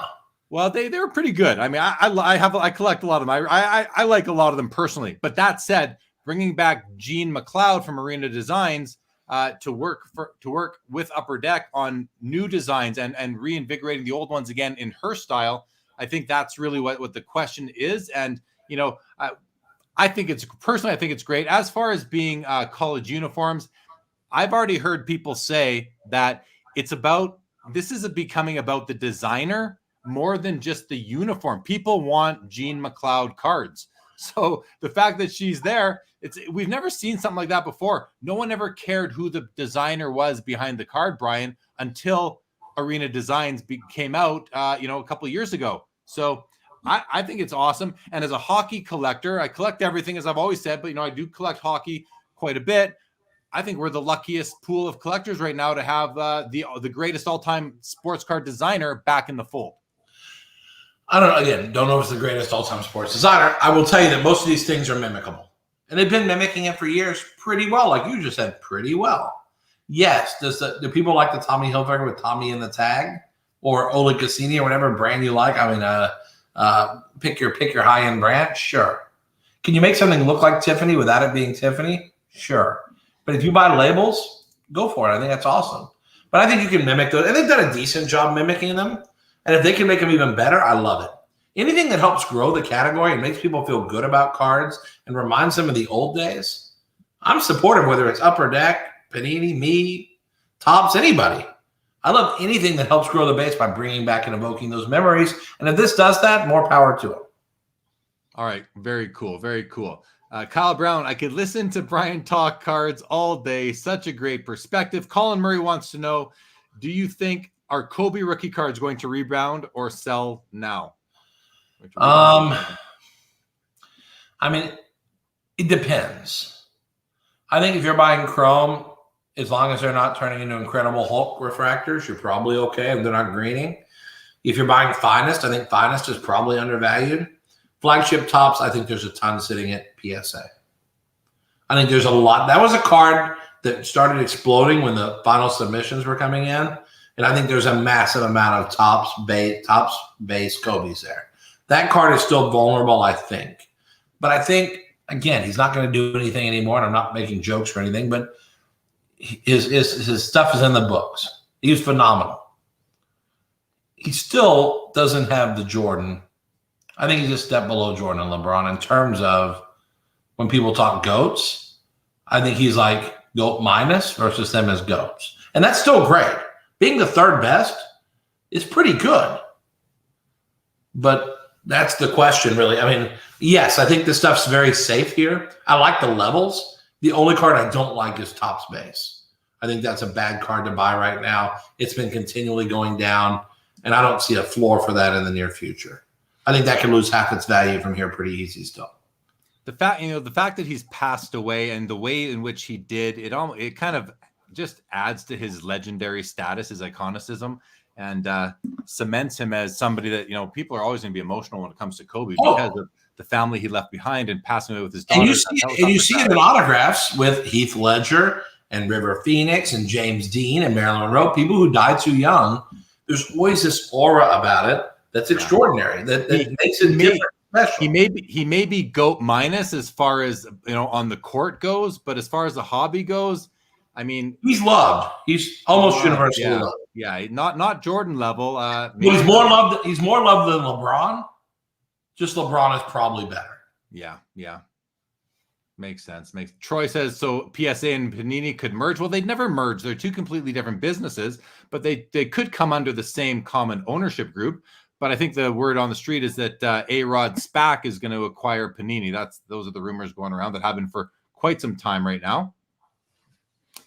Georgetown Vintage, thank you for answering a question there, Brian. Great meeting with the National. Real class act. Thank you. Charles Smith, thanks for the buying question answer. You are welcome. Triple V, really great discussion. I agree with Brian's assessment of the current market and deals. Stay in your comfort zone financially and have fun collecting. There's a 100%. Don't mortgage your house or borrow money to buy cards. And I know guys that have. Hold on. What do you mean don't borrow money to buy cards? I did that at the National. I had not borrowing for a few weeks. I'm talking. I know guys that have taken home equity loans to buy. Yeah. And as much as I am bullish that almost everything is an easy buy here, Gary Vee, one thing he says that I totally agree with is you should be investing money that you can afford to lose if it goes south. You really should. Now, with that being said, I think you can be aggressive without being irresponsible. And that goes for anything, whether you're buying NFTs, cards, crypto, stocks, anything. Okay. Do you have quick answer on this? Do you invest in any non-sport cards, Brian? Very little. but there's some stuff I'm kind of eyeballing. Okay. There's a few cards I think have a chance of really going up here. Did you buy any hockey at the National? Absolutely. I think again, I've come around. If you know, for a while I was cautious. I've come around. I've been buying some young guns of certain guys. I bought some Patrick Wall, Peachies. I bought a few things, and I'm trying to buy right now McDavid Cups. That's the card I'm going to target and try to buy 5 or 10 of those. I don't know how easy that's going to be, but I think I'd like to own 5 or 10 of those. I think it's a good card. They're in some stone hands, I'll tell you that. Logan Ward, welcome to the show. Been at a party, just got home to tune in to my boy Jeremy. Glad to have you as always, Logan Ward. Toahang says the Carbon Chung equals Yoda. Yeah, when Carbon speaks, people listen. He is a wealth of knowledge for sure. They don't tell you what's in hot dogs and bologna either, in reference to who wants to see how the sausage is made. Exactly. In reference to print runs. That's in reference to print runs. Tristan Lee could listen to Brian all day. So much knowledge and explains everything in layman terms. I agree. That's a great point, Tristan. Thank you for that one. Billy, does it matter how many US dollars they print? Numbers matter. Do you know how many they printed? I mean, because really, if you think about it, paper money is like trust and faith in the United States. I mean, if you think about it, I think I feel better about the amount of cards made than the amount of money made. The good news is everybody accepts money as currency, and we're still working on converting people into believing cards are currency. But we're making headway. That's a good start. Troy says, now you're making Jeremy upset. He's loaded with McDavid RCs. I'm not. I have one Connor McDavid Young Guns to my name. And I think I might have one other rookie card, but that's pretty much all I have. Certainly not loaded with them. But I still don't think there's 500,000 of them either. I do not think there is. Brian, is there going to be a Leaf Vault coming in the near future? No, we're not making Vault, but I believe Break King is going to make a Vault, and I'm helping them buy items for that. So it'll look a lot like mine, but I think Break King is going to take that over. We've gotten too busy and too big making our own products to really focus on too many of these like smaller offshoot products. We're having to really focus on the big picture. Can I give a breaking news? I bought the only card I bid on in Golden tonight. I just won. Nice. And it's one of my number one buys in the whole hobby. And I now own a handful of them, but it's 93 SP Jeter PSA 9. I just bought the one in Golden for $10,200, including juice. And I like that. Like, that card was $30,000 4 months ago. And I bought it for $10,200. That's like, congrats. Filthy. That gets me hot. Woo! We're making money. Woo! I feel like Ric Flair. All right, here, let's go to this. Mike Wick makes a comment. He says, I'm not concerned with populations. Even though there could be 10,000 PSA 10s of a card, there may only be 100 up for sale with thousands of people bidding on them and people like me and Brian hoarding. Ha ha. Yep. Troy, I'm so with that. Troy completely agrees. I said the same thing to PFD on Off-Centered on Thursday. That's Personal Finance Dad, Dustin and Brad's show. BG as a guest equals instant classic episode. Got to agree with that. Michael Ham says Kobe will slowly go up over time. The main group of people bought the ones they wanted, and the big ones will always be big money. I think a lot of people got caught at the top of the Kobe run. Fair. That's Game fair. Time says only a fraction of collectors actually send cards in for grading. That's an interesting take. Only a fraction. Well, 99% is a fraction. And I'm not saying that what it is. That's what it is, but just picking on the words. So the actual population of a card is many multiples more than what PSA or another grading company represents in its pop report. Do you agree with that comment, Brian? Yeah, I mean, there's plenty of cards. I mean, there's cards out there.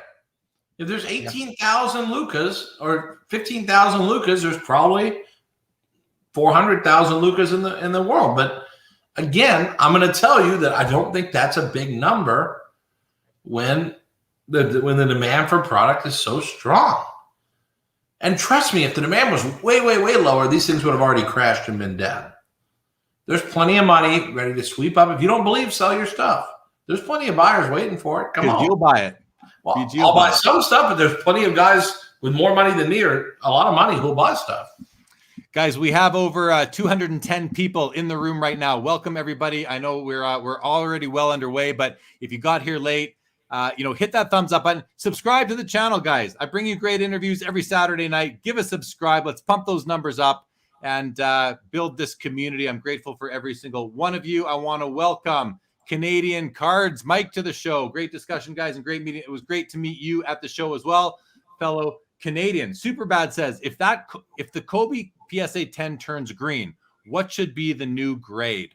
What do you think about that, Brian? Should the grade change? Not that it can unless you send it back. Well, no, and you know what? How many times have you seen 70s tops cards that are faded in PSA 10 holders? I see it. Where like 85 top, 75 tops Brett, let's say, will be in a 9 holder, but you can tell it's gotten some exposure to sun, and the card will be much lighter than the crisp green and purple you're used to seeing on that card. You know, that happens all the time, I think. So yes, now I think here's, someone said earlier, am I saying buy the holder, not the card? Well, no, this is a great example. You got to be like green silver colorblind not to see when Kobe looks like Lou Ferrigno. So like you can see the green. And if someone's selling that card, you got to punish them for the fact that, but it's almost like when you see a pool host rookie auto. How many of those have faded away and you still see them in 9 and 10 holders? Yeah. And the autographs disappeared. And guess what? Do you pay full price for that? No, because you have eyes. And at some point, obvious imperfections, or like if I see a card where I see in the holder, I know that card's been trimmed and it made it in a holder, I'll just pass on the card, even though it's in a holder that says 9, because I can tell, I've done this long enough, I can tell the card is short. It's like you still look at a card, but tie goes to the runner when the card's in a slab. That's how I kind of look at it. If it's close, tie goes to the runner if the card's in the slab. If it's raw, you're out. I'll pass just to be safe. Yeah. All right. Criminal Mind. Interesting take. The fact anyone can pull $50,000 out of a hobby box is why this hobby is thriving and full of so many young people right now. Nothing else. I mean, Wow. hold on. I think there's a bit of a point there. The only thing is that not anyone can pull a $50,000 card of a hobby box. You have to be able to afford that hobby box in the first place. But That's $2,000 or $3,000 hobby box usually. right. Not everybody can afford that. But so people that can are doing it, of course. But nothing. What do you think, Brian? What's your take on Well, that? I wouldn't say nothing else. I mean, it's like saying in art galleries, you know, that people buy art because they have money to burn. But no, some people truly appreciate the aesthetics. And I think there's that's what's beautiful about our business. There's so many reasons people buy cards. Yes, I'm an investor, but I buy cards for aesthetics and beauty all the time. I have some cards that you would laugh at me for owning, but I've always loved having Tim Flannery holding the surfboard in 1988 Fleer, or the Keith Comstock error in 88 Tops, because I remember pulling the card the first time, or the John Littlefield reverse negative. Those were not investment cards, but they were cards that were meaningful to me early in my hobby days, so I want to own them. Or I look at a card like 53 Bowman Color, I think it's Pee Wee Reese, where you know this is one of the best cards. That may be the most beautiful piece of cardboard ever made. Agree. And that card's worth a couple $100 for a presentable copy. It's a thing of beauty. Yeah. Card's never going to go up because it's a 5th year Pee Wee Reese. Who cares? But it is a beautiful piece of cardboard. And that's why we do this, because it makes us feel things. That's why I own it. So the fact that I bought cards for 4 different reasons this year alone, that's interesting, I think. Yeah, yeah. Well, Mike Wick loves your enthusiasm, Brian, as do I. And you're always a great guest to have on the show. People love when you come on. Darcy, my buddy Darcy says, hi, you guys. Great to hear you. Anything McDavid rookie is solid gold investment and should go up. If he ever wins a championship, maybe. That's the only risk. If he never wins a championship, is that like a mar on him? Because the greats win titles. What about Trout? What about Mike Trout? I mean, that's a possible knock. It's a possible knock. But it's the same thing. You're talking about the best player in the game during their tenure. Yeah. No, I get it. But I think the GOATs, again, being the best player for 5 or 10 years is one thing. To be a GOAT, you transcend just pure on-the-field talent. You become legendary. And the legends win championships. Gretzky, Jordan, LeBron, go through the list. Mantle, Koufax, Brady, Jeter, the greats win championships. Yeah. And again, great, not just the greats, the greatest of all times win championships. Could McDavid do that? Maybe. Doesn't feel like it right now, but maybe. But that's the upside. That's why I like Cup McDavid's, because I think they're priced like he's never going to win a championship. And I do believe Luka will win a championship before McDavid. So someone just commented, Luka, McDavid, and Trout are in the same boat. I think Luka has a much better chance of winning a championship than McDavid. Well, because I think his talent alone could carry that team if they got one or two pieces. He'll decide where he wants to play, and he'll go wherever, he'll have the opportunity to go. Eventually. Yeah, that's what happens in basketball. So Beans says, stop yelling at me, Jeremy. I've already liked, subscribed, and shared on the Twitter. I know you have, Beans. You're the best retweeter out there. Much, much appreciated. Michael Ham says to hit the like button. Do it. Yeah, our guy Mike Canadian Cards had a bad hip, but great to see you toughing it out at the show. DR says, Brian, would you ever be open to creating an open source free course to help the new people in the hobby? Do you have time for that, Brian? Not really, but I'll tell you what. I've been participating in a lot of chats on Clubhouse, and I don't know if people are members of Clubhouse. It's an app that is phenomenal.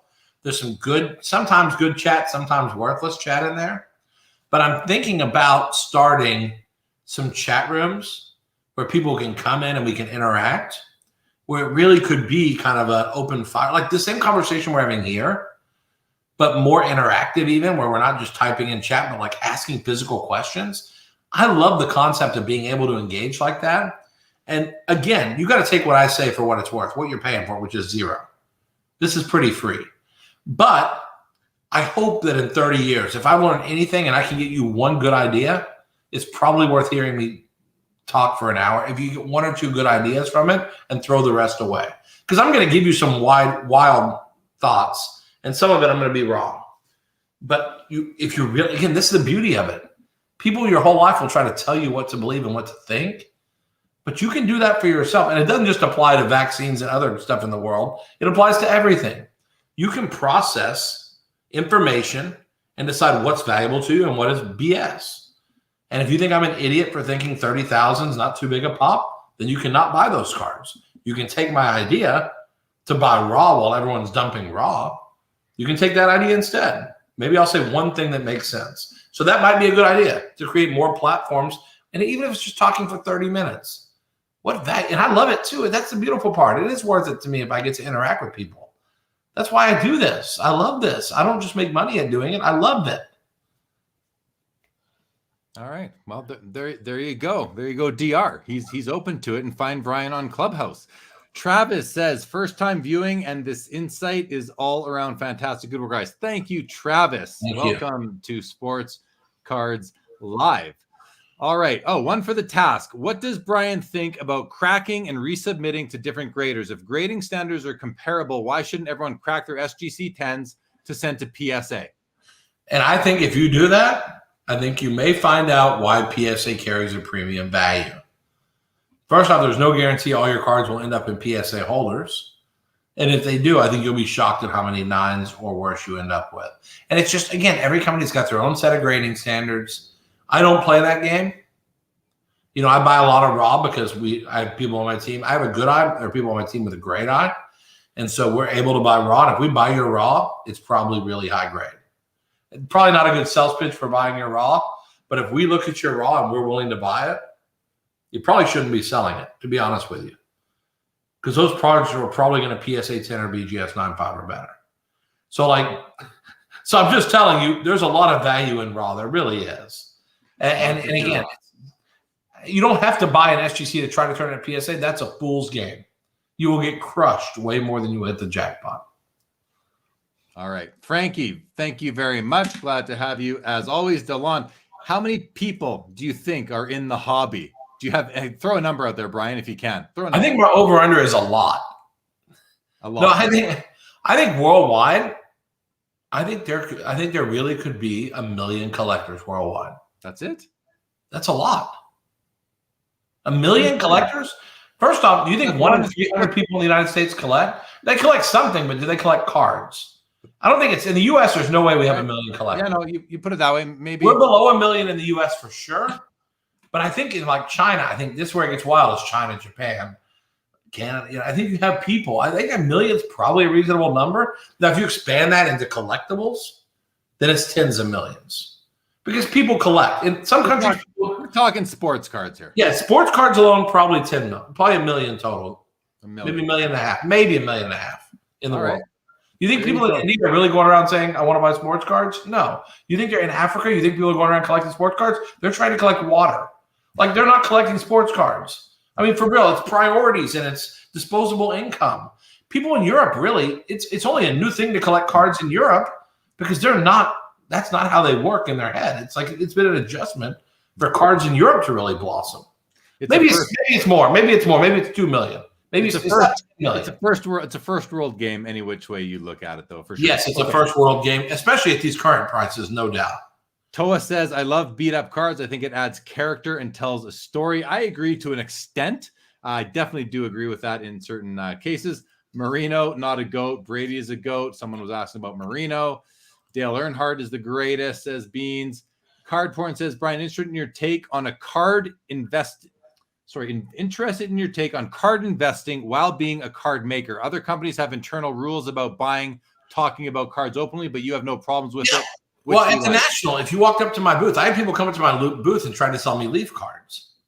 And I told them I couldn't buy them. Even though I think some of my cards are actually a good investment, I couldn't buy them because I said it's a conflict of interest, because if I buy your Leaf card, then people will think I never put it in the packs in the first place. So I refused to buy Leaf cards there, and I could have bought some good deals because I actually think Leaf is underpriced in many cases because we make the good players so available. But if you look, I mean, like I just saw like a first-year Trinity Tatis patch just sold for like $1,800 on eBay. You could have bought that card for $40 on release. So I think there's definitely some value. I'd love to be able to invest in my own stuff, but I can't. But what harm is there in me buying Panini stuff or Top stuff? You know, is it like if you work for Apple, you can't buy Microsoft stock? You buy Microsoft stock. Actually, if you bought Apple stocks, when it gets questionable, right? Because you may know something. So I just love that's what's beautiful about the hobby is I don't have to make it to think it's wonderful. There's wonderful stuff every company's made over the last 100 years that I find appealing for one reason or another. And as an investment, most of the stuff I like, you know, I'm perfectly fine not buying my own cards. There's plenty of good stuff out there to buy. But you should be investing in Leaf because there is some cheap Leaf stuff out there I think you can make money on. All right, good. I'm gonna flip it around for a second and say to Card Porn, and I wonder how many people would like to see Card Porn on the show, even without camera and a disguised voice, because Card Porn is very serious about their anonymity. But Card Porn, we got to get you on the show. Alter your voice, no camera, just audio. Let's figure out a way and make that happen. That would be a lot of fun. PSA Slab Guy says, does Brian have thoughts on vintage graded packs for long-term value, especially in high grade? I mean, I like them. I own some here and there, but you know, it's again, the prices have gotten to a point to where I think a lot of the upside is priced in. There's just so much premium to unopen right now. You know, I just think there's so much premium. I would rather buy, again, to me, I'd rather buy a Barkley rookie in whatever grade corresponds to an 86, 87 pack in PSA 8. You know, to me, I'd rather buy known quantities. Because again, and I know wax is rare and all these things. I think wax premium is very high. And that goes for new products too. A box of Mosaic football is very premium priced compared to the content. Or a box of Leaf, pick a product, is priced higher than what's inside generally. That's the nature of wax. So I've always tended to be a know what asset I'm buying kind of guy.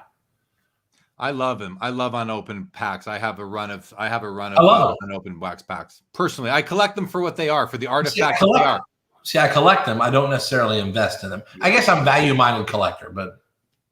All right, let's keep on. Johnny with a very nice comment. Jeremy, you have the best sports card channel, bar none. Brian is one of the best guests and definitely the most honest and transparent. Thank you very much, Johnny. Really appreciate that. Rock Latex reminds us that Jordan didn't win his first title until his 7th season. We need to be a little bit more patient on Luka. Same thing can be said for Mario Lemieux. Didn't win his first season cup till 91. He came in the league in around 85. Off topic, says Mike Wick, but Brian, why don't you post more on Instagram? You know, I've always been a Twitter guy, and I think it's because it's word-driven instead of picture-driven. And I need to probably post more on Insta because that's where the people are. And, you know, same thing. I think we're looking at I need to be looking at TikTok. Because if we're trying to get some of these young people to be more excited about what's going on where we're at, I think there's a lot of kids there, and there's a lot of people at Insta. And, you know, I think we definitely need to invest in those channels more. I tend to do Twitter because it's so quick. I can just type a quick line Like when I recommended Otani rookies at $60 and PSA 10 Topps Update, I could just take a quick picture off of Google, throw it up there and say, man, how I love this card at $60, which I did. If you look back at my old Twitter, stuff like that, I can do it in 2 seconds. And I guess I can do it on Insta too, but like Twitter's just so quick and easy. So boom, boom, boom, boom, boom. And people respond right away. We get great metrics on who sees it, what they say. We engage in discussion back and forth a lot more so than I think on Insta happens. Most people just like your picture on Insta. I don't know. Insta's got a lot of back and forth too. Whether it's I need to learn more about that and do a better job of interacting there. It's growing. You could be on there. You can have be on, Leaf Trading Cards has an account, as you well know. You don't see a ton of posts there, but even your personal account, you could just post there. Yeah. But anyway, Mike Petty says 10 million collectors. Michael Ham says 10 million just in the U.S. Mike Petty says maybe 1 million crooks. COVID card collector says 1 million post-COVID or pre-COVID. Interesting. With the number of that's a good question. With the number of masks at the National, we might see a decrease. Have you noticed? But on a serious note, I've been saying prayers for some people because I've heard there are cases from the National. I'm starting to hear about the cases. Yeah, and it's not a surprise. But I think we should all think about the people that we know and love in the hobby that are our fellow collectors who are going through stuff because of their passion. They went to this event, and there are some cases. And so, not to make jokes about the COVID stuff, but I think we actually have some collectors that have been unfortunately riddled with this after the show. No doubt about it. I'm thankful that I got my my second test back today. Actually, just a couple hours before we went live here. Came back negative, so I was relieved as I would obviously be for that. Rob says, what was peak attendance at National? I don't know. I heard there were 90,000 3-day passes or something like that sold. Did you hear anything about attendance, Brian? I heard it include general admission, walk up, and all that. People were saying that the cumulative admission was over 100K. I heard 150 at one point. But I still think we paled to 91. I think 91 was bigger, 91 in Anaheim. But we had more unique attendees in 91 Anaheim for sure. This show, I think when people came, they came for 4 days or 3 days. Yeah. So 100,000 really could be 35,000 3 times. It could be a lot of people who came through. Like you said, it wasn't 100. I don't think it was 100,000 unique people. I don't think that's the metric. I think the metric was how many people walked in the door. And if you walked in 3 times, you got 3. COVID loves this name. I like to shorten names, and I can't just call somebody COVID. COVID card collector. I love Brian's honesty and passion. D. Nick says you missed the window to buy a Lucas Silver on the cheap. Oh, I don't think so. I think when you can buy PSA 9s, what are they now? $2,000 or less for silver. I think that's interesting. And PSA 10s are $4,500 to $4,800. I know that sounds like a lot of money. But compared to $8,000, which it was 7 months ago, did you really miss the chance? You missed the chance to buy it at the cheapest. Yeah. But maybe not at the cheap compared to where it was. It's all relative. Okay, back to card porn. COVID card collector says, I thought card porn was known now. Game Time says, yes, get card porn on the show. Toa Hang says, we are all card porn. COVID card collector says, card porn isn't one person. Yeah, we've always known that card porn is a group of people, at least more than one person. That's been well publicized. Logan Ward says, I double dog dare you at card porn to be on Jeremy's show. That would be an epic episode. Is card porn like the creator of Bitcoin? Yeah. It could be someone, it could be 10 people, it could be no one. We'll never know. It's a great mystery. We don't know who card porn I need to make a card of card porn and just have it just be like a big shadow. Yeah, just a silhouette. Shadow. I do know. I can tell you. I know with 99.9% certainty who one person in card porn is. I'll never tell because I won't do that to card porn. But I know who one person for sure is in card porn. But that's only one. I'd like to know the rest of them. Okay, Beans Ball Card blog says one of the coolest pickups I've seen from the National was a graded cello pack with one of the Packers lineman Hall of Famer Jerry Kramer on the front, who was added to an amazing Packers collection. Very cool. He also says, it annoys me I can't post on IG from my laptop. If I could, I'd post a lot more. I think you can. Can you not?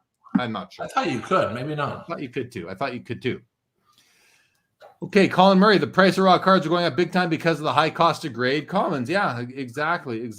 Toa, heard the whole Heritage Auction team got COVID. I've heard that as well. See, I didn't hear that one. I had heard some PSA customer service people, and and the few people posted on Twitter, like Kentucky Cards and a few other guys who we prayed for this week. But it's happening. I mean, it's terrible. I hate that. Oh, of course. And the Heritage guys are great guys here in Dallas. We hate to hear that. Yeah, that's too bad. Definitely.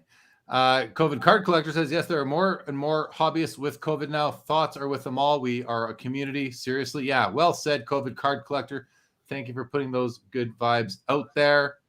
Panini had Ray on his channel this year, and I believe it was 110,000. So Ray Schulte, I believe the number was 110,000. So that's pretty cool. D. Nick says over 100,000 people as well being attendance at the National. Refractor Jones, I'm one who wore a mask and I still got COVID enjoying the show from bed. Wow. Refractor Jones, we'll pray for you. That's terrible, but hopefully you got a mild case and not a crazy bad case. Yeah, definitely. But we'll pray for you.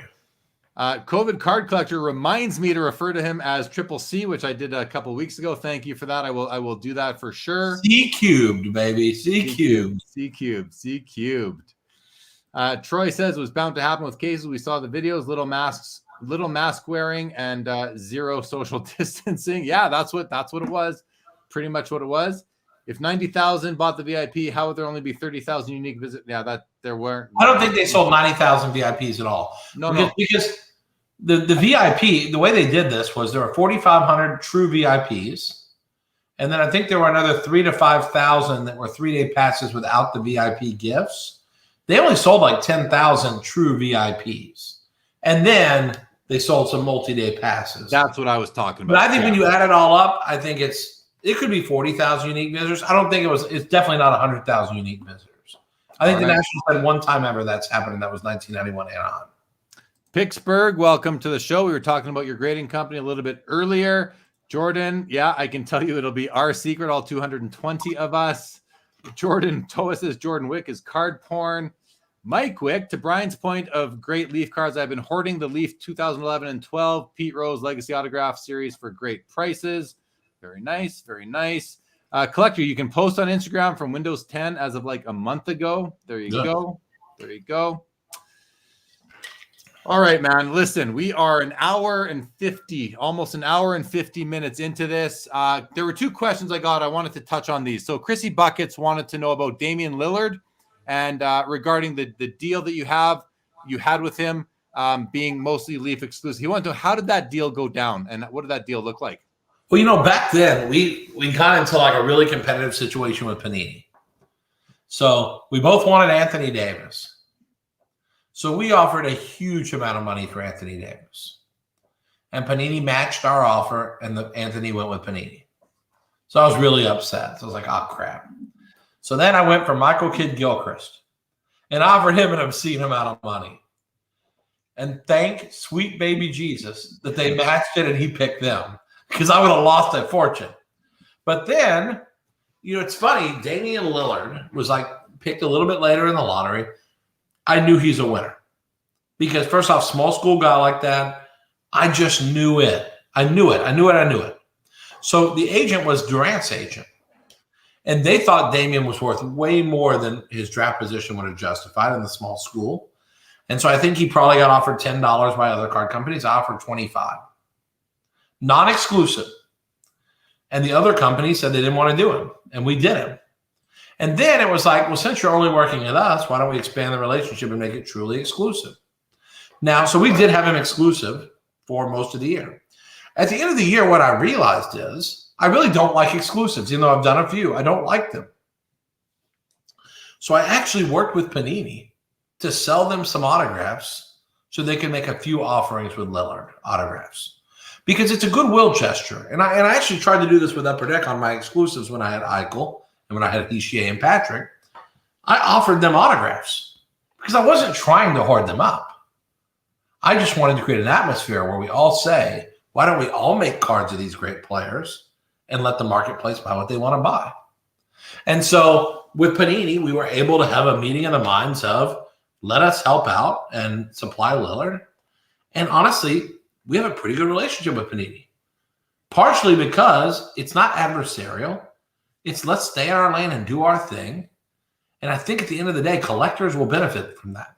So that's the story of really how we got Lillard. We believed in him and paid really high for him when the other company they weren't so sure about him. We expanded to an exclusive relationship, but that's why you have a handful of Lillard autographed rookie cards in Panini, which we thought it was best for the hobby to not hoard them up. And at the very end, we sold them some autographs, and it was a great thing. Oz Cardinal says Lillard still is the only player that has a rookie sticker auto in flawless, and then Cardboard makes the very astute comment that Jeremy Lee is Cardboard. How can I type that when I'm here, Cardboard? So not me. But I appreciate the vote of confidence for sure. Terry Fortune says it's Peter North card porn. He was on here last year and haven't seen much of him since. It makes total sense. Daniel, great episode. Jeremy missed this last week. Brian Gray's a class act all the way. Thank you for the comment, Dan. Always great to hear from you. Superbad says we should have Brian every Saturday. Thank you in advance, guys. Thank you, Superbad. Appreciate it. Sometimes there's too much of a good thing. Yeah. My ambitious, passionate pleas of excitement, honestly, you'll probably overdose on it. We don't need people overdosing. We have enough pandemic in our country than adding my enthusiasm to the mix. And I think the last time you were on was like, I forget if it was March or April or something like that, but it's actually been a while. But it's always good to get Brian in here. You know, he's got his finger on the pulse of the hobby, so I like to hear his take. And I think everybody, the proof is in the pudding, right? We're getting a lot of people like to hear it for sure. We might end on this one, guys. We're gonna come back in about 8 minutes with After Hours, where our guests will be Josh Johnson and Chris McGill, co-founders of Card Ladder. They've released a new feature onto their platform this past week.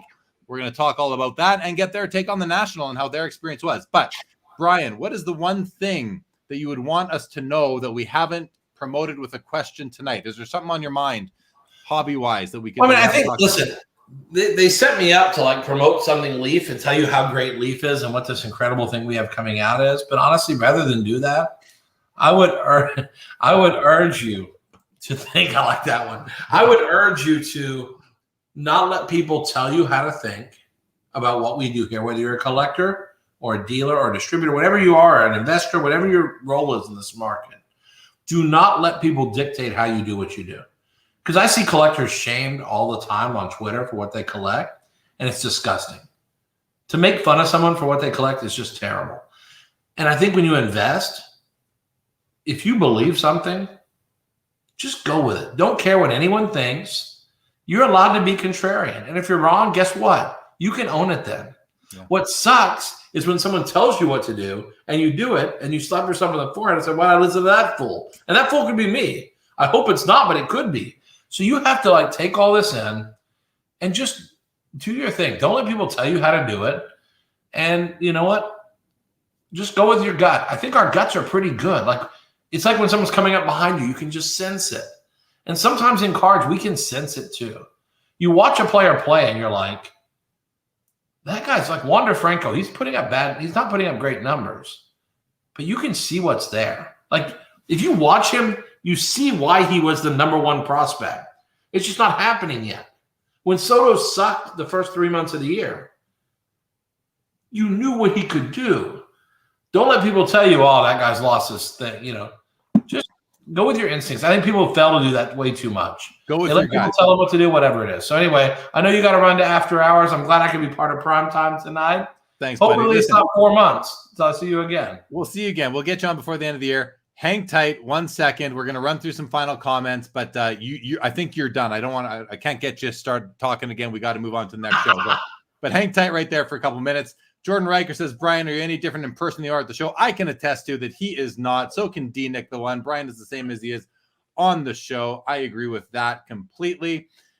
Refractor Jones, suffering from COVID. Hope you get better. Thank you for joining the show tonight while you are under the weather, and we're all rallying for you to get 100%. Well soon. Kajong wants to know, will the hobby be this hot in 2 years, 5 years? I mean, I'm bullish on it as well. It'll be hot for me. That's one thing I can guarantee you. It'll be this hot for me. Troy, thank you so much. You're welcome. Glad you enjoyed the show very much. Irving collects juicy honey. Irving, I don't remember if I brought your comments up earlier, but great to have you. Mike Petty, thanks for joining. Triple C says, well said to Mr. Gray. Thank you, James Fertitta. Welcome. Thank you for joining the show tonight. Geebstown says that's what social media is for, to attack people. Some people definitely do use social media for that, but hopefully they see better days ahead for sure. Thank you, Overtime Grading. Thank you, D-Nick. Thank you, Superbad. Nice comment from Logan Ward. All right, guys, that is it. We're going to end this one. Be back in like 4 or maybe be a minute or two late with Josh and Chris from Card Ladder.